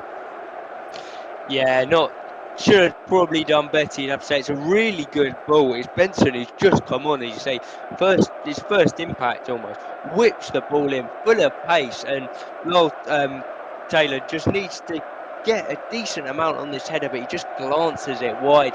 Anything on target, I think Pickford could have been struggling there. Such a close vicinity to him. But as it happens, Everton hold on again. This, by the way, not only their fourth win in a row, but their fourth clean sheet in a row if it stays as it is. Burnley 0, Everton 2. Now stay in your seats, Victor Osimhen and Vans, because this is about to cause some uproar. 2-1 up. The game isn't out of sight yet, but it seems like the manager decided to take Victor Osimhen off. Matthew Temple, I'm struggling to see why this would be the correct decision. Well, there is a slight chance, I think, that it could be an injury worry. I don't think it's a big one, but it might just be Walter Mazzari wrapping him in cotton wool. We know he has had his injury problems, and he did go down after that goal by Kvaratskhelia because, the whole Cagliari team were trying to kick him. So he did come off for a bit of treatment, then came back on the pitch. Napoli just had a goal disallowed just before you came to me, Matteo Politano, and Osimhen was involved in that. He came for the ball, didn't get there, but he was in an offside position, so he's affected the play, and it's good refereeing. The linesman put his flag up straight away. Matteo Politano, great finish, but obviously disallowed goal. It'll be interesting to see how that change affects Napoli in the closing 10 or so minutes. They just need to stay concentrated and make sure that Cagliari don't once again get their way back into this game. About 10 minutes left. Napoli 2, Cagliari 1. They certainly would need Victor Osimhen for that third, but going to have to deal without him for the final closing minutes. It is currently Burnley 0, Everton 2, and if the score stays like that, we will end the show at an all-time at 20 past. Before that, let's quickly bring John Kane, talk Manchester United and Liverpool. That game tomorrow. John, give us some words about how huge it is. It's huge. It's like I said, it's the biggest game on the English calendar, and I know people say it's not really a derby, but it is, isn't it? It is a derby. It's the Northwest derby. It's where the Merseyside and the Mackems meet, and the history of both clubs as well. It makes a big difference. They've always been in each other's throats in the history of English football. So it doesn't matter where these teams are in the league table or form-wise, it's still going to be big, and it's always hard to predict who's going to win. I know you mentioned that Liverpool beat Manchester United 7-0 last season, and who can forget that? It was absolutely brilliant win for Liverpool. But at the end of the day, it's still hard to predict. United might turn up in a completely different team. I mean, they talk about Harry Maguire may be injured for tomorrow's game, from what I've been hearing. So that's a bit of a blow, because he's not only been player of the month, but he's been really good, hasn't he, in the last few games, and trying to prove all these critics wrong. But if you tell me who's going to win, probably on paper is Liverpool. They actually been in superb form. They're top of the league. They want to maintain to stay there. Whereas Manchester United, they might go in there with no pressure on them at all in that game. Not in the league. In that game, there would be no pressure because everyone expected them to lose. And they might get the 3 points. And, you just don't know in football. And I think that's a beautiful thing about football, as Matt Key mentioned it earlier, is because, you can't. If it's all on paper, then you know straight away who's going to be the league winner. But comes May, but we don't, and that's the beauty of it. And tomorrow is the big game. It's probably the biggest game of the season, because I know they're first against seventh, but it makes no difference when Liverpool play Manchester United. Thank you very much, John Kane. That's coming up tomorrow at 4:30 on Football Live. Let's go around the grounds, get one last final update before we have to end the show. Let's start with Matthew Key. Burnley beats it, losing to Everton 2-0. Matthew, any changes? No changes. Burnley just had their latest attack from a corner cleared once again. You can't, but Burnley, they'll be disappointed with how they've played, especially in the attacking areas. You cannot criticise the way Everton have defended today. They've been absolutely superb. It's just been a wall of solid defence, 2 blocks of it. Calvert-Lewin helping out as well. And those 2 goals in 6 minutes, courtesy of Andre Onana and Michael Keane, going to get the job done for Everton. It's going to be 4 wins in a row for them, 4 clean sheets in a row. And Josh, would you believe that Everton, from 10-point deduction, are going to be 7 points clear of the relegation zone tonight, 16th place in the league. Absolutely fantastic from Sean Dyche's side. They go marching on. Burnley 0, Everton 2. Napoli hanging on against Cagliari 2-1 there. Matthew Temporal. Yeah, I wouldn't say hanging on. They're looking quite comfortable, actually. I think the game's really slowed down since the Osimhen substitution. I just want to ease some of the worries that some of our listeners may have. He does look fine, sat on the sidelines, watching his team. No ice pack, no legs in a pot or anything like that. So I think he'll be fine. I would also like to say that I've got no medical credentials whatsoever, so maybe take what I say with a pinch of salt. At the moment, Napoli looking comfortable. It's still 2-1 here, quickly approaching full time. And finally, to Mark Thomas, where Leipzig are beating Hoffenheim 3-1. Yes, it's still 3-1. There's about 4 minutes to go, Josh. Still a great game to watch, but it's really all over. Leipzig attacking on the front foot all the time. Forsberg has made the difference. Tremendous difference in his last home game. We've had some substitutions all over the place. You get the sense that Leipzig are comfortable right now on that front foot. Perhaps practicing a little bit of game management with only a few minutes left just to see the game out. But it's a good result for them. It'll take them a place higher tonight, at least for 24 hours anyway, and they'll be very glad of that. After what was a very difficult first half, they've come through the second half. They came out all guns firing, and it's paid off for them today. After 86 minutes, Josh, it's still Leipzig 3, Hoffenheim 1. Thank you very much, Mark Thomas. We'll just go round up of the final scores in the Premier League from earlier on. It was Bournemouth 1, Luton 1. That game was abandoned, and we can report that Tom Lockyer is stable and he's currently in hospital with his family by his side. It was Chelsea 2, Sheffield United 0, Manchester City 2, Crystal Palace 2, Newcastle 3, Fulham 0, and Burnley 0, Everton 2. Thank you very much to John Kane. Thank you very much to my team of reporters. And we hope you have a fantastic evening. We'll see you tomorrow on Football Live for Manchester United v Liverpool.